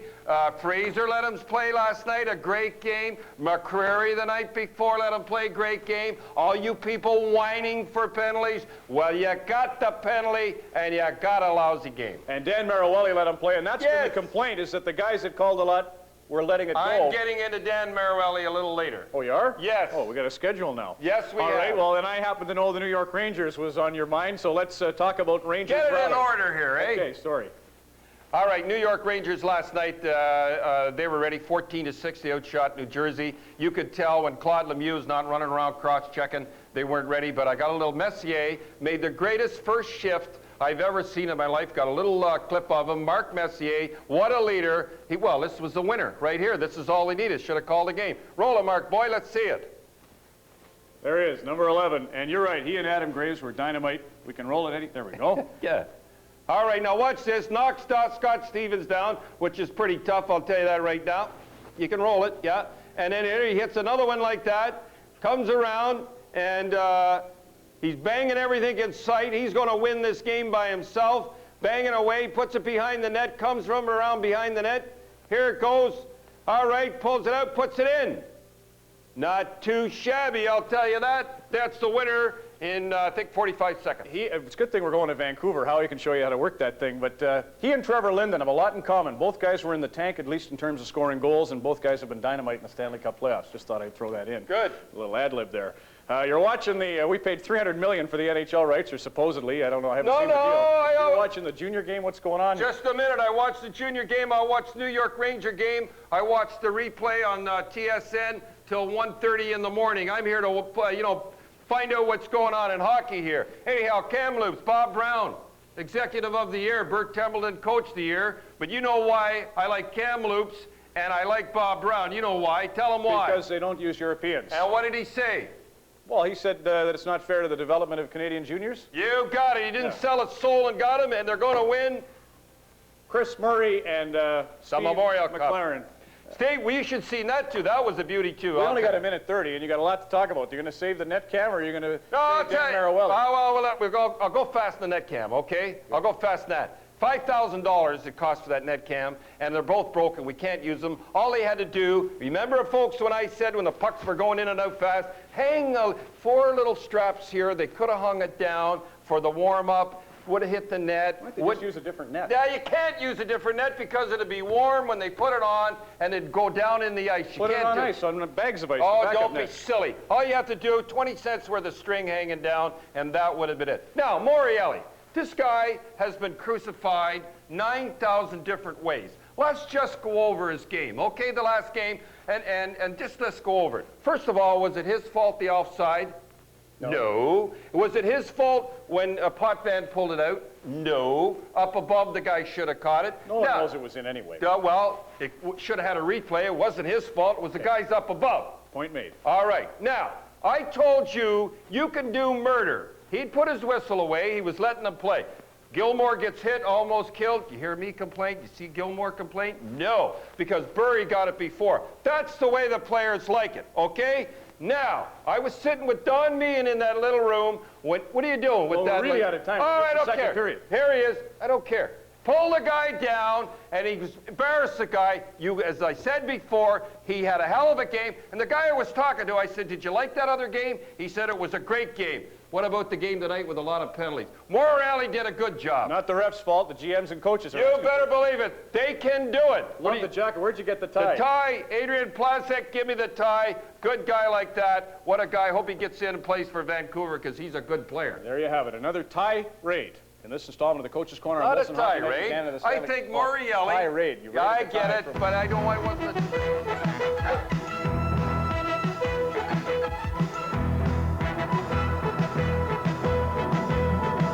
Coach's Corner with Don Cherry.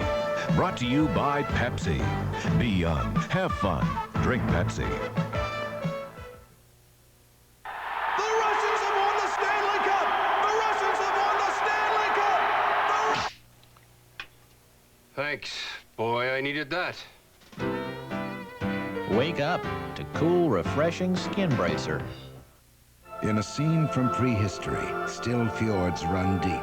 Hemmed in by giant granite walls, carved by volcanoes, tectonic upheaval, 20 times as old as the Rockies. Howard Park. Imagine that. His legacy continues to inspire.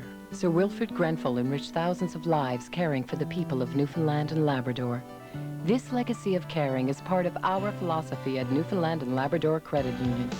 We offer every service you expect of a major financial institution. Home mortgages, personal loans, savings and checking accounts, and more. But with a difference. We truly care about people. Newfoundland and Labrador Credit Union. People who care. They say in business, you're only as good as your contacts. As an active member of the St. John's Board of Trade, I can meet and talk to other business people like myself and keep up with what's happening out there. It's nice to belong.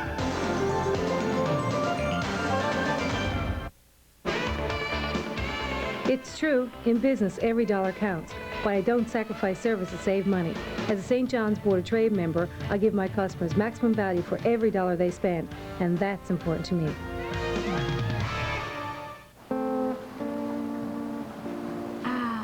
The art of daydreaming.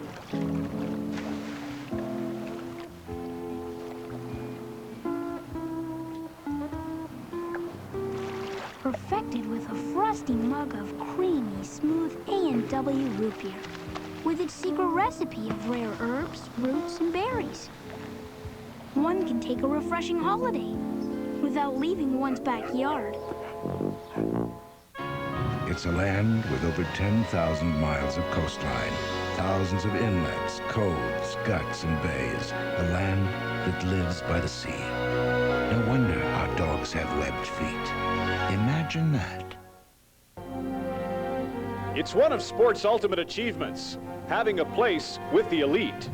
The new Hockey Hall of Fame honors almost 300 of the game's greatest contributors. Throughout the postseason, we present many of them on Hockey's Great Wall, brought to you by Ford of Canada, a proud founding sponsor of the Hockey Hall of Fame and makers of the 1995 WinStar. Tonight, hockey's slot machine. The incomparable Phil Esposito is up next. I drive a school bus for a living. I've been driving a school bus for 5 years, and I love it. I know safety, and I'm also a mom, too. Safety's a big thing on the new Ford Aspire. Look at this car. Look at the features you get.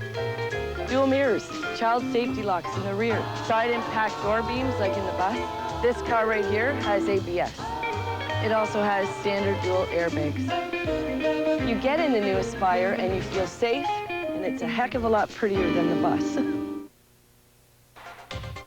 Phil Esposito was inducted into the Hockey Hall of Fame in 1984 after a playing career that was earmarked by an uncanny scoring touch. His enthusiasm for the game has rarely been matched. After a short stint in Chicago, Espo was dealt to Boston in 1968, and the Bruins' fortunes rose. In combination with Bobby Orr, Esposito rewrote the NHL record book. In 1969, he was the first to crack the 100-point plateau. He won 5 scoring titles. He had 5 consecutive seasons with at least 55 goals, won the Hart Trophy twice, and was named to the first-team All-Star 6 times. He scored a career total of 717 goals, and his leadership in the Summit Series will never be forgotten. Phil Esposito on the Great Wall, brought to you by Ford, makers of the 95 WinStar, and a proud founding sponsor of the Hockey Hall of Fame and Museum. When you've got a lawn the size of mine, the last thing you want are weeds. Canadian Tire had everything I needed at a great price. This Green Cross Fedex kit with Kilex, it kills weeds fast and it's really easy to use. It even makes your neighbors green with envy. Best of all, this week it's just $12.99. Like I said, when you've got a lawn the size of mine, you don't want to deal with weeds. The summer sale. Don't miss it. There's a lot more to Canadian Tire for a lot less. I use pressure-treated lumber, and I still have expensive water damage. Why? Even treated wood needs Thompson's Water Seal waterproofer. It penetrates to protect wood, brick, and concrete from water damage. Trust Thompson's products. Canadians' first choice in lasting protection. This deck is only 2 years old, but it looks like 10. Bring back your old deck with Thompson's new deck wash. In one application, your deck's natural beauty is renewed. Trust Thompson's products. Canadians' first choice in lasting protection. In an increasingly complex world, we cut through the clutter. CBC News World. Immediate. Accessible. First. Find this symbol in your TV listings and stick with it. CBC News World. Canada's news and information network, 24 hours a day. We go the distance to bring you a Canadian view of the world. CBC News World. News on the hour. Information around the clock. Jeans experts and Levi's are teaming up with winning styles and exciting prize giveaways for you. Check out our latest Levi's fashions at Jeans Experts and enter to win over $1,000 in Levi's red tab jeans, Levi's jackets, and tees. Or the grand prize trip for two to the NHL Awards in Toronto, complete with airfare, hotel, limo service, and more. You could win authentic Levi's red tab jeans or a chance to meet your hockey heroes at the NHL Awards in Toronto. So enter today at Jeans Experts. CBC Radio works. It works because it's full of thought-provoking shows, great comedy, exciting drama, and wonderful children's specials. Now you can order copies of any of these or highlights from your favorite national radio show to enjoy again and again. For a free catalog, just call CBC Radio Works on our toll-free number, 1-800-363-1530. This portion of Molson Hockey Night in Canada on CBC was brought to you in part by Ford of Canada, where quality is job one. The Vancouver Canucks lead the Toronto Maple Leafs 1-0 on a goal by Pavel Bure on assist at 18:43. Period number 1, and here's the second period. Lefebvre and the Toronto Maple Leafs in the penalty box. Vancouver with the man advantage, shoot it in. It came off the glass right out in front of the net. And the Leafs were alert to pick it up and shoot it down the ice. Minute and a half left in Lefebvre's penalty. Canucks come out. Lume ahead to Linden. Linden, Cardinal, and Bure on the move, but they'll have to come back again. 1:15 left in the penalty. Cecil forechecking. Canucks move out. Jeff Brown to center ice, winding up from there. The shot up on the glass to the right of Potvin. Canucks in to pick it up. Lume at the blue line. Going to Brown again. Back to Lume. Lume winding up. He gets a shot, and it's knocked down. Potvin stopped Bure's shot. He tapped at it, knocked it right into the goaltender. It is Linden again on the boards. Going for the net, looking back to the line. There's the pass. Lume to Brown. To Lume. Into Linden. And again to Lume. Brown on the other side with a shot deflected wide of the Leaf goal. Bure has it. Bure skates away from the checkers. McCown and Cecil. Into Cardinal. It is centered. And Linden was tied up in front of the net. Again, Cardinal upended. 15 seconds left in the Leaf penalty. McCown trying to clear it out. It got to the line and hammered back at the net. Cardinal centered it. Bure not much on the shot. And falling on it was Bill Berg. Bure coming in was open and couldn't get all of it. Well, the Leafs had one good chance to ice it and couldn't get it past Jyrki Lume.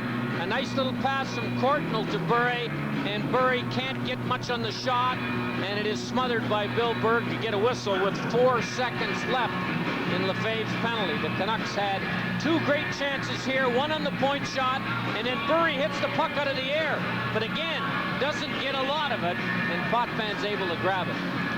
Pavel Bure is here tonight. We didn't see much of him till the overtime in game 1, but we've seen plenty of him here in the first period and early in the second. The Leafs get the puck to the line where it's knocked down. Now the penalty is over. Ellett is upended, trying to clear it. 3 Canucks were there. They pass it into the corner. Gill one back there, not shell enough flying. Gardner lost a chance to clear it, and Potvin had to hang on to it as he scooped it up and held it. As I mentioned, it's near the end of the first period. The Leafs have had an awful time getting the puck out of the zone after they get a hold of it. It's been kept in by an alert Vancouver defense corps that have kept the scrambles alive, and they got the only goal on a play.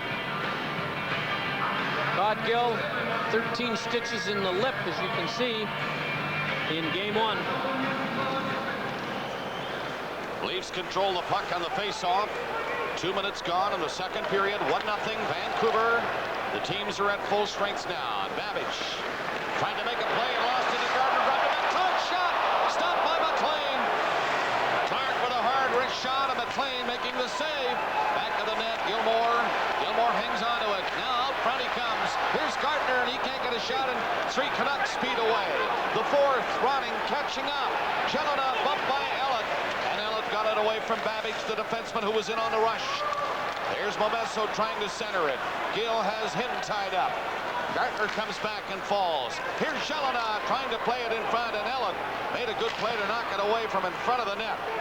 The Leafs shoot it down the ice. McLean coming out a bit, stopping it. Played up to Momesso, left for Ronning. Ronning shoots it in, and Mironov coming back against Craven. Gill takes the puck around the net. Penalty coming up against Vancouver. And Potvin doesn't get a chance to leave the net. Clark and Ronning bumping together. The Canucks get a penalty here, and the Leafs will go on a power play when we come back. Running off. Was that fast? I thought that was fast. Mel Gibson. Whoop. Jodie Foster. James Garner. Maverick. A Richard Donner film. Starts Friday, May 20th at a theater near you.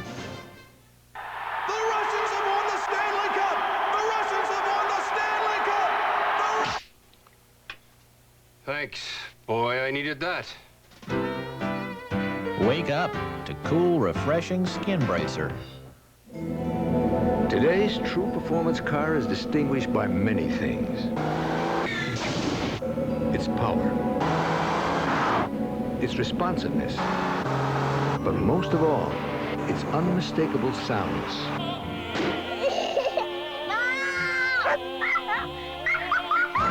The Intrepid, a performance sedan that handles the road as well as your family. Cliff Ronning is in the penalty box for slashing here at 3:04 of the second period. Well, Cliff doesn't pick and choose his opponents to slash. It's Wendell Clark that gets the stomach from little Ronning. Remember now, Koharski likes to get the retaliator. Dave Ellett makes a nice play on Martin Jelena on a 3-on-2 rush. Vancouver 1, Toronto no score. And the Leafs on a power play, Andrechuk. With Eastwood going behind the net, but Lume has the puck. And he shot it off the glove of Mironov to center. Mironov left it for Borshevsky. He left it for Andrechuk. They circle to come in. Andrechuk shot his glove. Rebound. Cleared to the side of the net. Mironov stopped it near the blue line. Gave it to Dave Ellett. Back to Mironov. To Ellett. Ellett again. Passes off to Borshevsky. Coming up there for a shot. Borshevsky right in. Centered it. Hit the side of the net. Now he goes back to Ellett.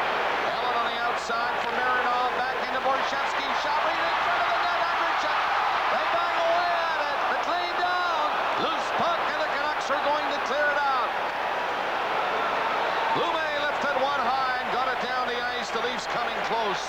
A minute left in the penalty, and Ellett is coming in there. He was stopped. Again in the center ice area.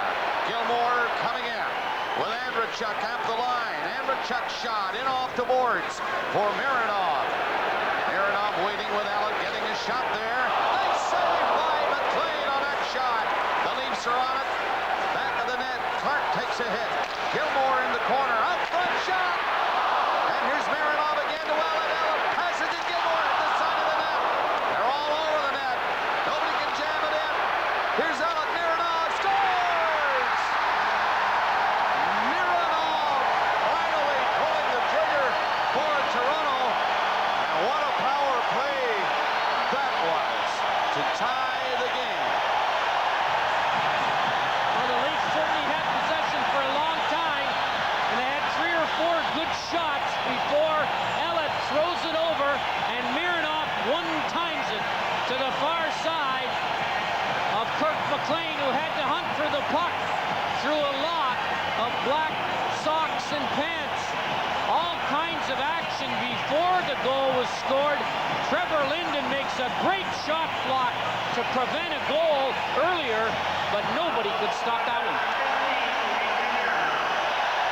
Fifth, number 4, Dave Ellett, and number 93, Doug Gilmore. Time 4:38. Dmitry Mironov, Dave Ellett, and Doug Gilmore. Time 4:38. They get give 2 assists. Maybe 2 more were in on the play. They pass it around on the outside, and finally, Gilmore to Ellett to Mironov, and a one-timer at 4:38. So the power play goal ties it for Toronto. 1-1. Here's Ojek. Moving in for Vancouver against Lefebvre. Manderville backstopped it with a skate. He's knocked down by Ojek. Ojek still fighting for it on the boards. McCown is there. Ojek trying to go the other way. Craven is there in front of him. And now Lefebvre, and he can't take it away from Ojek. Great work by Ojek. The centering pass, Bure fanned on it. Shot down the ice. Here's Krushelnyski up on it. Krushelnyski dropped it back in front of Manderville, and he's upended. And there's going to be a penalty to the Vancouver Canucks. As Manderville was upended, and now Ojek takes a swing at Manderville from his knees. It was a big shift for Ojek, really. He was doing great work in behind the Leaf net, and I suppose frustrated. And by the time he got down the other way, he took Manderville out of the play, and he goes for it. Hedican makes a good play on Krushelnyski to keep him to the outside, and you can see Manderville trying to go to the net on Ojek, and he's tackled at the crease. The Toronto Maple Leafs had 7 shots on goal on the power play and scored on the 7th. And so Pat Burns must have had an interesting conversation with his Toronto Maple Leafs after period 1, because they were badly outplayed in that period. 8-3 in chances for Vancouver in the first, 15-7 the shots, and of the Leafs 7 shots in the first period, 6 of them were by defensemen. Manderville got the only shot for a forward.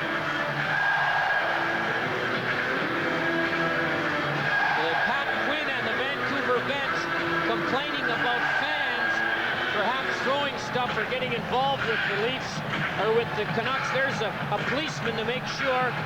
The referees call the policeman. They'll ask who's involved, and if he is, he'll maybe get 1 warning and he'll be gone. You gotta be nuts to be bothering the Leaf bench with Pat Quinn on it. He'll pick you up and fire you up into the grave. Ojek for holding at 5:15. The Leafs 1 for 3 in the power play. It was the Mironov goal on a power play that tied it here in the second period at 4:38. We are approaching the 6-minute mark of the second. Ojek in the penalty box in Toronto on another power play come to center. It is shot in there by Eastwood. Back to the line where Ellett stopped it and couldn't hang on to it, but he made a fine play to break up a 2-on-1. McIntyre coming in with Hunter, and he can't make contact in front of the net. 3 Leafs are out of the zone. They're stalled near center ice for a moment. Ellett reaching for it, knocked it in across the Vancouver line, and Diddick will pick the opening to clear it. 1:15 left in the penalty to Gino Ojek. 1-1 the score in the second period of Game 2. Gilmore leaving it at the line. Mironov couldn't handle it, but Gilmore does. Very nicely to Ellett. Ellett shot. Reached the post. Ellett again with another chance. Mironov scores!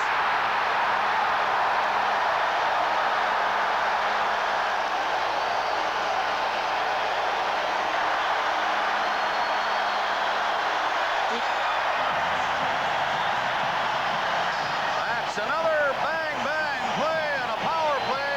Ellett to Mironov, and a bullet again to go by McLean, and a 2-1 Leaf lead.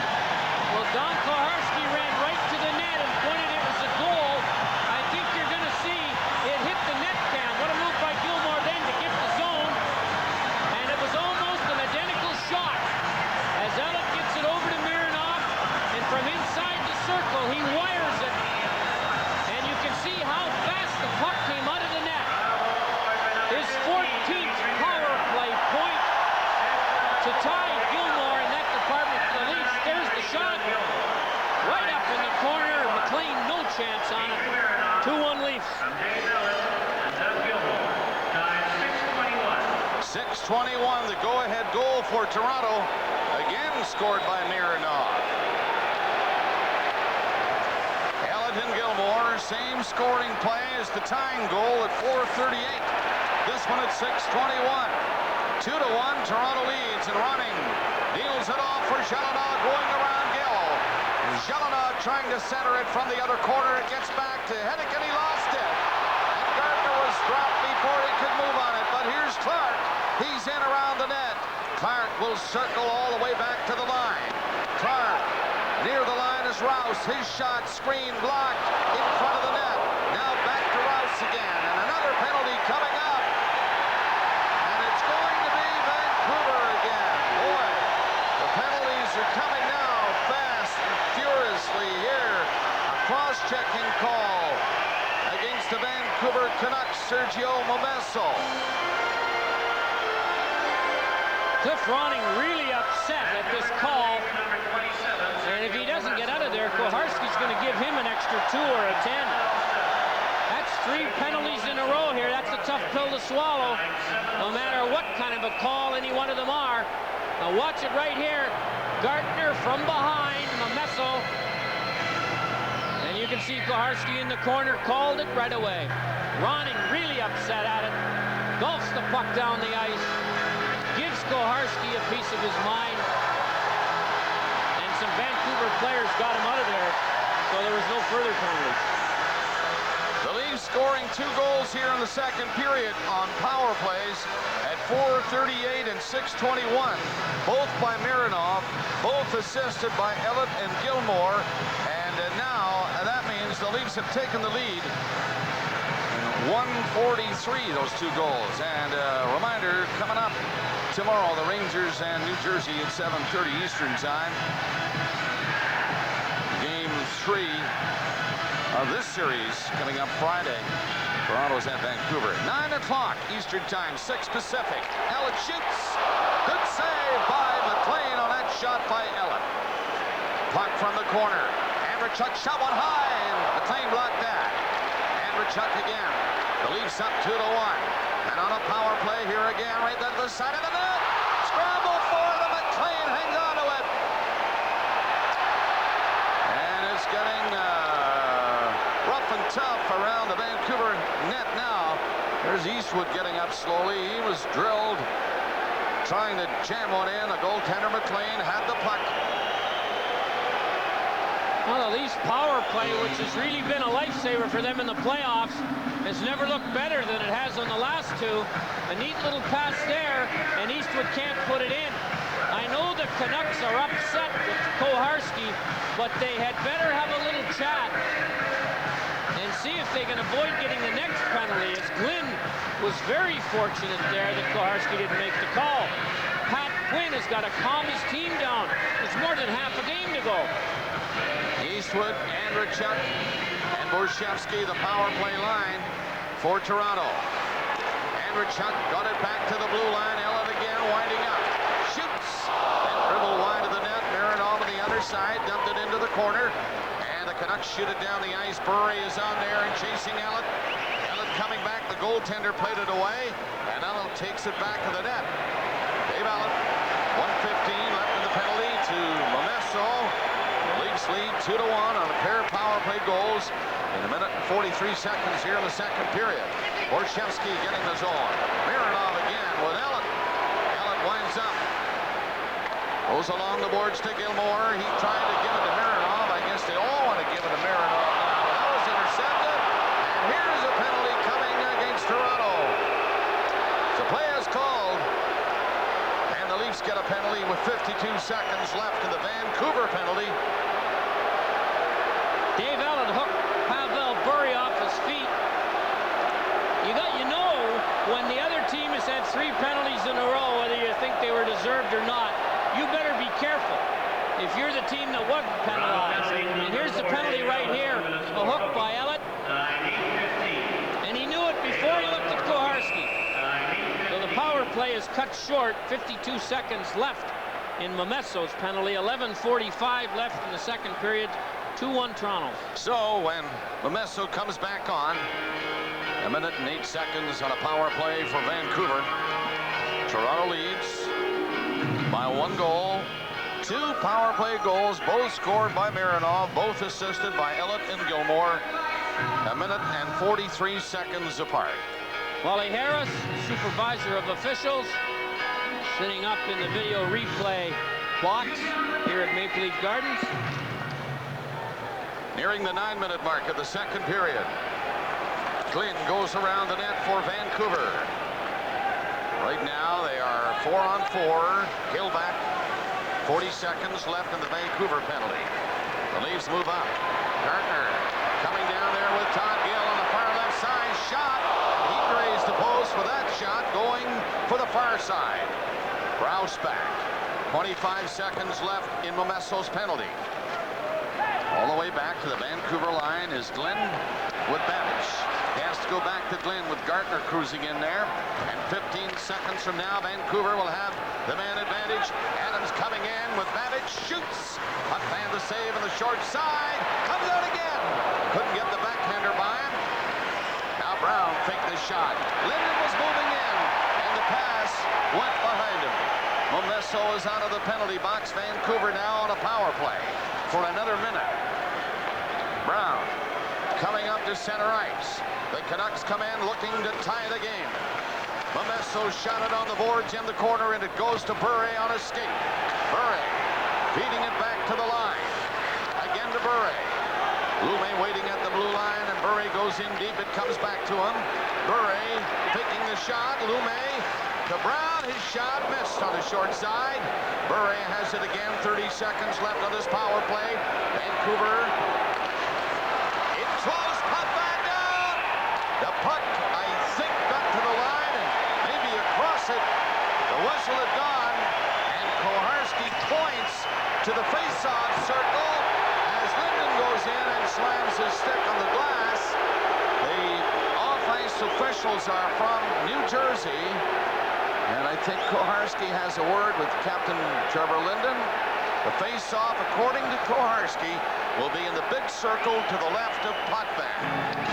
Well, Linden threw his hands up in the air as he thought the puck was in, even though it might be under the goaltender. And I'm sure he's now asking Koharski to go upstairs and check and see whether it was in or not. There's the goal judge. He was a quarter of inch of glass away from getting his head split as Linden reminded him with a tap on the glass that he wants him to turn the light on when the puck's in the net. The goal judge can if he doesn't see it. Koharski's in great shape here, looking at behind the net to the left of Potvin. Momesso gets 2 swings at it. It hasn't gone in yet. And you can't tell from that shot whether it's in or not. Well, you can see the referee, Koharski, calling the play there, and he is now right behind that Vancouver player with the puck. Here comes Koharski. There goes Potvin. There's the puck. Very close to the line, but Koharski was in behind the net. And don't forget, the whistle may have had some effect on whether that puck was in or not. Koharski was adamant it wasn't, and the face-off will remain right where it is. Wally Harris can check the video replays now, and if he saw something Koharski didn't, he can call him over to the timer's bench, and they can do the video goal judge review upstairs. Nearing the halfway mark of the second period. Shot, score from the blue line. Brown one-time that one, and it went right through the legs of Potvin. And a power play goal here for Vancouver as they win the draw and very smartly tie the game. Well, 3 of the 4 goals tonight have been scored on one-time shots. This one, the face-off was won directly right there by Linden, and then Brown gets himself in the middle of the rink, one-times it, and Potvin goes down but doesn't close the hole between his legs, and that's exactly where it went. He really should have come across standing up with the stick on the ice. He didn't, and it's 2-2. The Vancouver bench, as they watch the power play goal go in, and the game get tied up. 10:05 left in the second period. So then 9:55, the time of that goal. Brown from Lume and Linden. And it is now 2-2. Eastwood coming in with Borshevsky, and he's knocked down. Borshevsky stealing the puck behind the net. Hit the back of the net, trying to center it. Lafayette lost it to Andrechuk. He tried to center it for Borshevsky, and Babbage stopped it. Here's Craven coming out for the Canucks. Craven takes his time, pulled away from Andrechuk, and then Babbage gets away from him. He comes in there with Craven for the net. Scores! Craven takes the pass on a fine rush and with the high one. And Vancouver go out front again. 3-2. Well, no goalie I know of could have stopped this one. Babbage makes a nice play as the Canucks take a